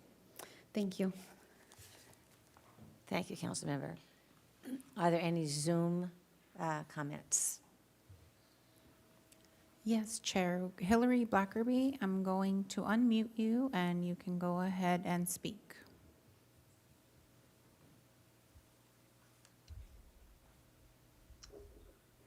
Hello. So I've been following along and trying to take a look at all these maps as you've been talking and presenting, and I wish EUB was loaded up on the website to look at. There's no perfect map here, and there frankly never is in these processes. 101 RE, to me, understanding the rules about redistricting, it seems the most compact to me. It seems to keep communities of interest together the most. I want the Latino CVAP to be higher, so I know it's complicated and we really are nibbling around the edges. The things that I appreciate about this map, and some of the others have similar characteristics. Keeping the Upper East together, as people have said, makes a ton of sense. Seeing the versions that carve each East Beach out of the first district are kind of troubling, frankly, for a lot of the reasons that Councilmember Alejandro Gutierrez just talked about. To me, at State Street, everybody's all the members of the council, no matter what's in their district, are gonna have a say in State Street, so I don't care as much that people have a little slice of it. It's a great point about Harding School, that is the West Side Elementary School, and scooping it in with District 2 doesn't make sense, but I also understand the houses around it, change the numbers.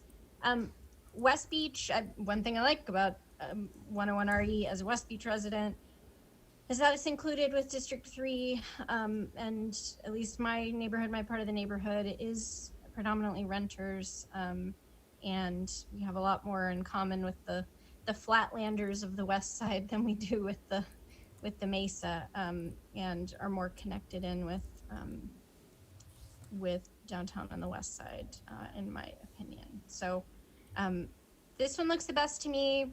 I realize the CVAP is not great, and again, I wish I could see EUB to really take a look at it and focus in on it, but that's not possible tonight. And then lastly, I just say, with whatever time you have left for outreach, there are so many people who work for the city of Santa Barbara that are so good at community engagement and outreach. They do it for everything from a bike lane to, just like all kinds of projects. And like, let's harness some of that to get people engaged, because I'm pretty engaged and it's been hard for me to find this. So, I'm not surprised that your council chambers are empty, and then it's just kind of a bunch of us nerds who have nothing better to do on a Monday night than look at maps with you. So, and I say that as all those nerds in the audience are friends. So, anyway, I think more work can be done, more outreach can be done, social media, spending some money, spending some radio dollars to get the word out there in Spanish and English, to try to get some engagement as you whittle these maps down. Thanks. Thank you. Any other Zoom commenters? Okay. Is there anyone else in the audience who would like to speak? Yes, sir. Yes, Your Honors. Fred Sweeney again. I just recognized in the flurry of activity of our volunteer board to put that letter together I presented earlier in the evening, there's a typo. We talk about that we strongly support district map option 101, not EW. It should be RE. So if you could make that correction, I'd appreciate it. Thank you. Okay, so hold on just a second. You support 101 RE, yes. instead of 102 RE? No, instead the letter says EW, which is not correct. Oh, So it should just be 101 RE. right here. Okay, Okay, thank you. thank you.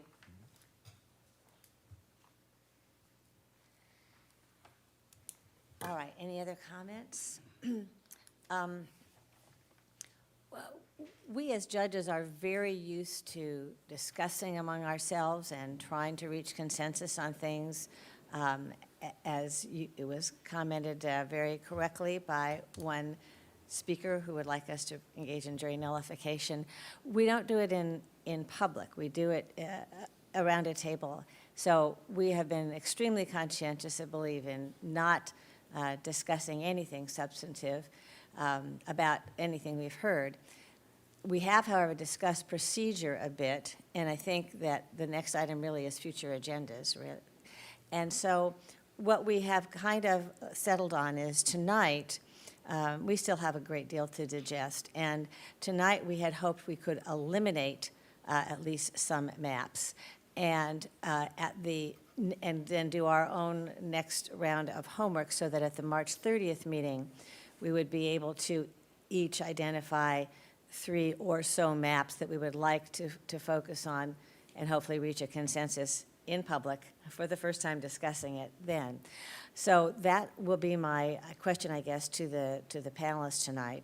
If there's any maps that you think can be eliminated from ongoing consideration. Judge White, would you like to? I think that we can eliminate many of the plans. There's been a huge focus tonight on 101RE and DEC Plan EUB. Those two seem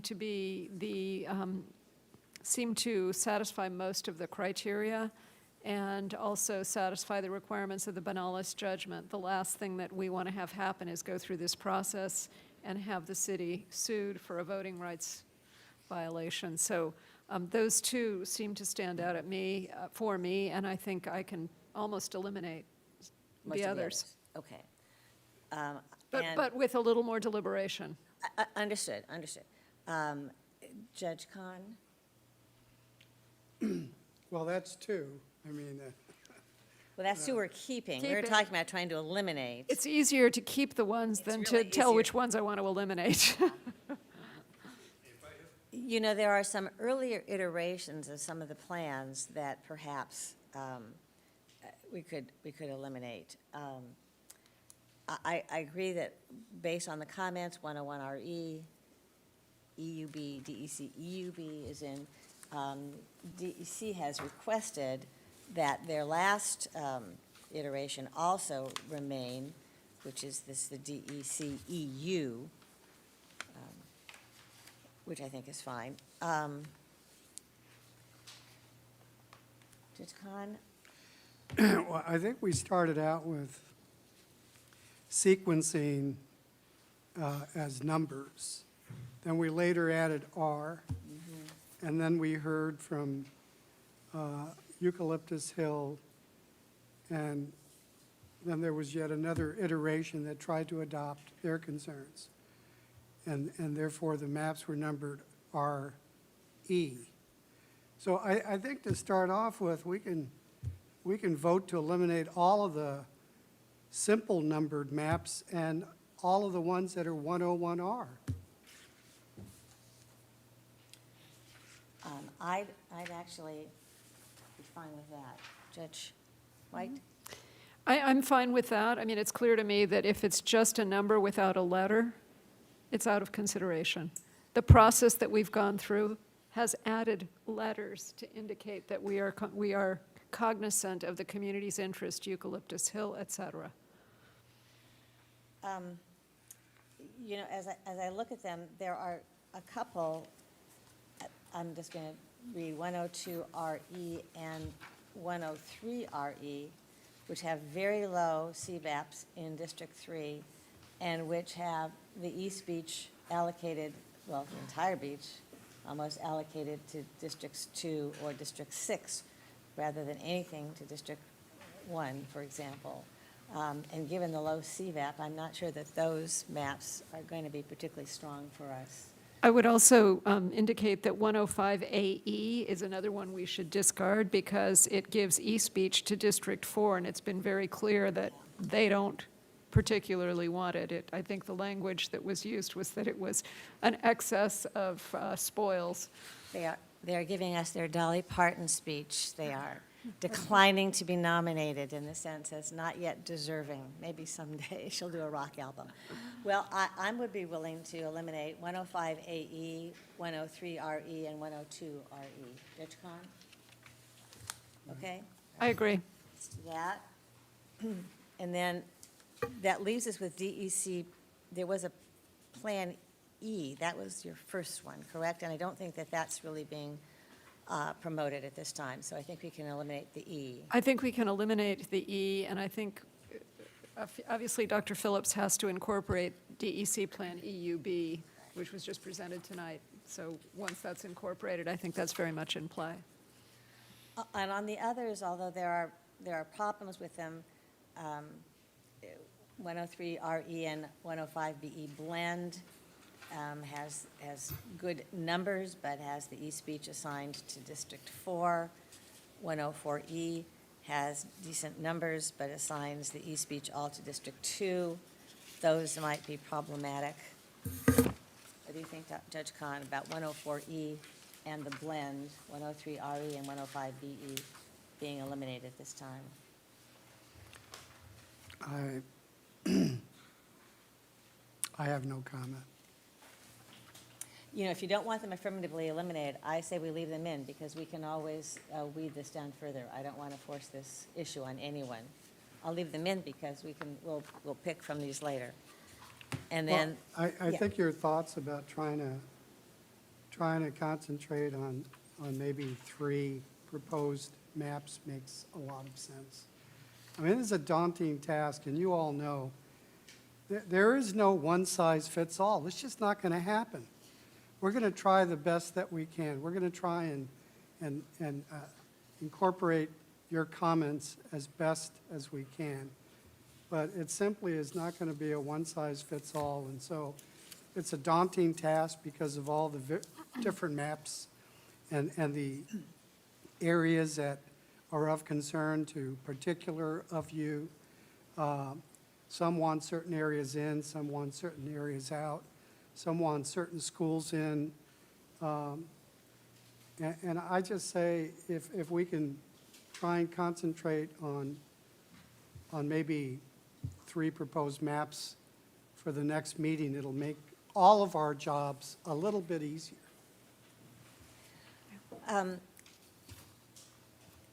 I had suggested 2 that could be eliminated, but you had reluctance, and so I don't want On to.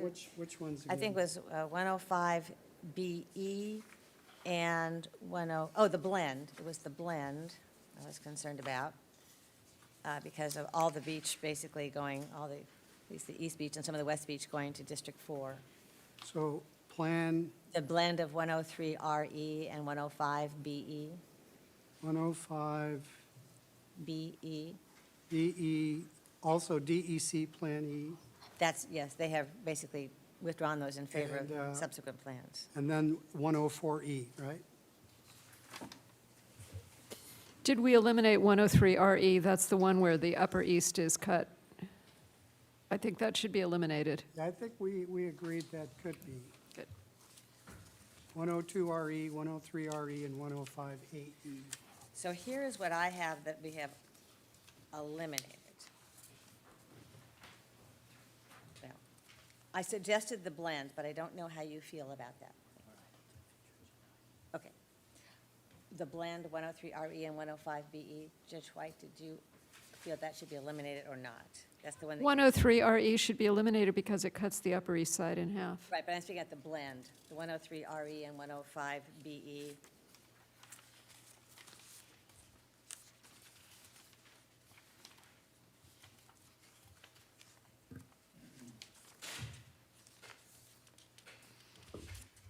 That gives East Beach to District 4, and I would not be favorable. Is it all right to eliminate that one then? All right. Okay, and then DEC Plan E, they've essentially drawn 102RE, which, where's the one that split the Upper East Side? The Upper East, excuse me. Which one split the Upper East that you want to eliminate? It was 103RE should be eliminated. 103RE, here we go. All right, any objection to that? No. Okay, that's eliminated. Thank you. So this leaves us, okay. Well, what we have left in that we've not yet eliminated is 104E, which has good CVAP numbers, but has the whole beach essentially in District 2. What would be your thoughts on eliminating that one? We might want to just keep that one in because it has a total population deviation of 8.2, It and does. the others seem to be higher. It's better than the others. And then they've asked us to keep in EU, which is fine, and DEU, so we can retain both of those. I think. 104RE, excuse me, 101RE has not high CVAPs, but has the East Beach assigned to District 1. Should we leave that in? I say for the we leave moment? that one in. Okay.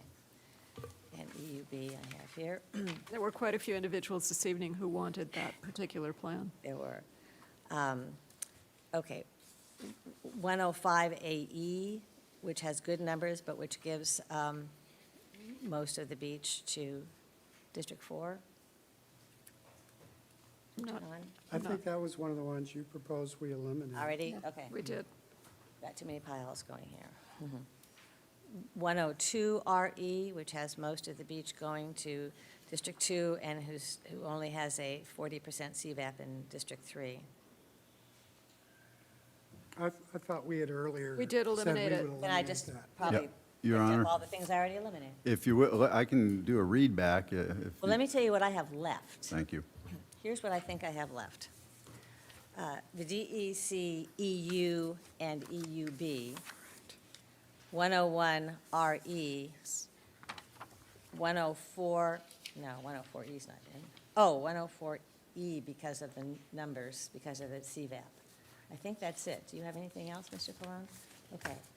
So we have 4 tentative finalists, I will say. All of this is subject to ongoing discussion.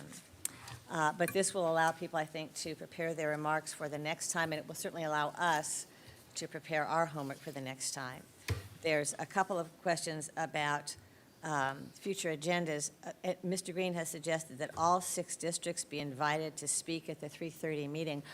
I believe that is meant to be a citywide district meeting. We've tried to focus on each district at each of these, but that is meant to be citywide, correct, Mr. Colon? Okay, Yep. so that will be made clear, I hope, to everybody. Mr. Green?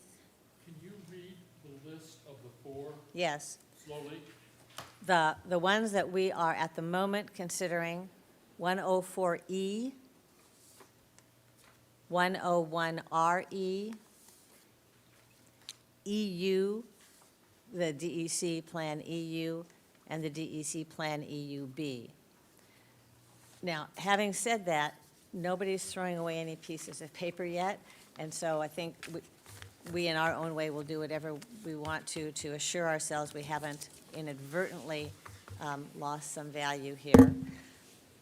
And then there was one other comment, one other request to comment. Mr. Aldana. Oh, Mr. Green, do you want to come forward and comment? I'm sorry, go ahead, please. Thank you.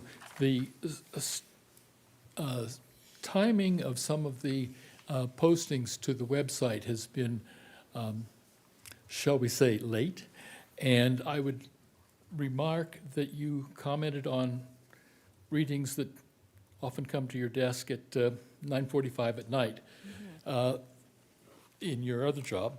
And I would hope that you can ask the staff to post things at least twice a week so that we can keep track of what's happening between now and the 30th.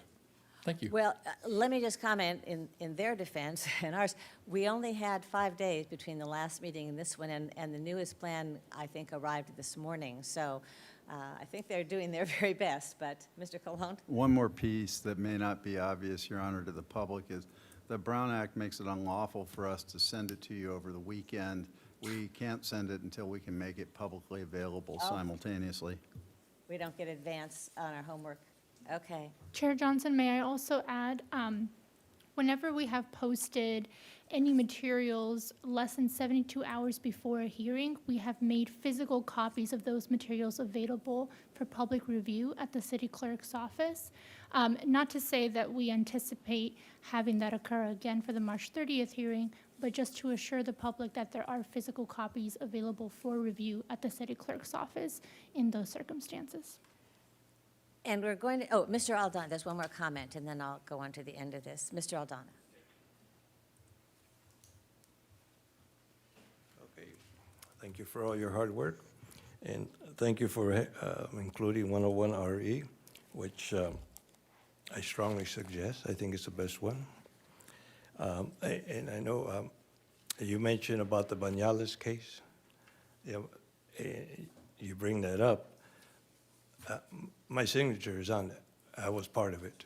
So for whatever reason, we're having a little lack of communication. But on this part, I'll stand on my own. And again, highly recommend the 101RE. And thank you for all your hard work. Thank you, sir. Thank you. So in preparation for March 30th, we can never be reminded too often of the law. Our main job is to find facts and apply law. That's what we've all been doing for many, many years. And so I am asking the city attorney and perhaps outside counsel to prepare us with a memorandum regarding the Fair Map Act's requirements and our other obligations so that we have it in front of us.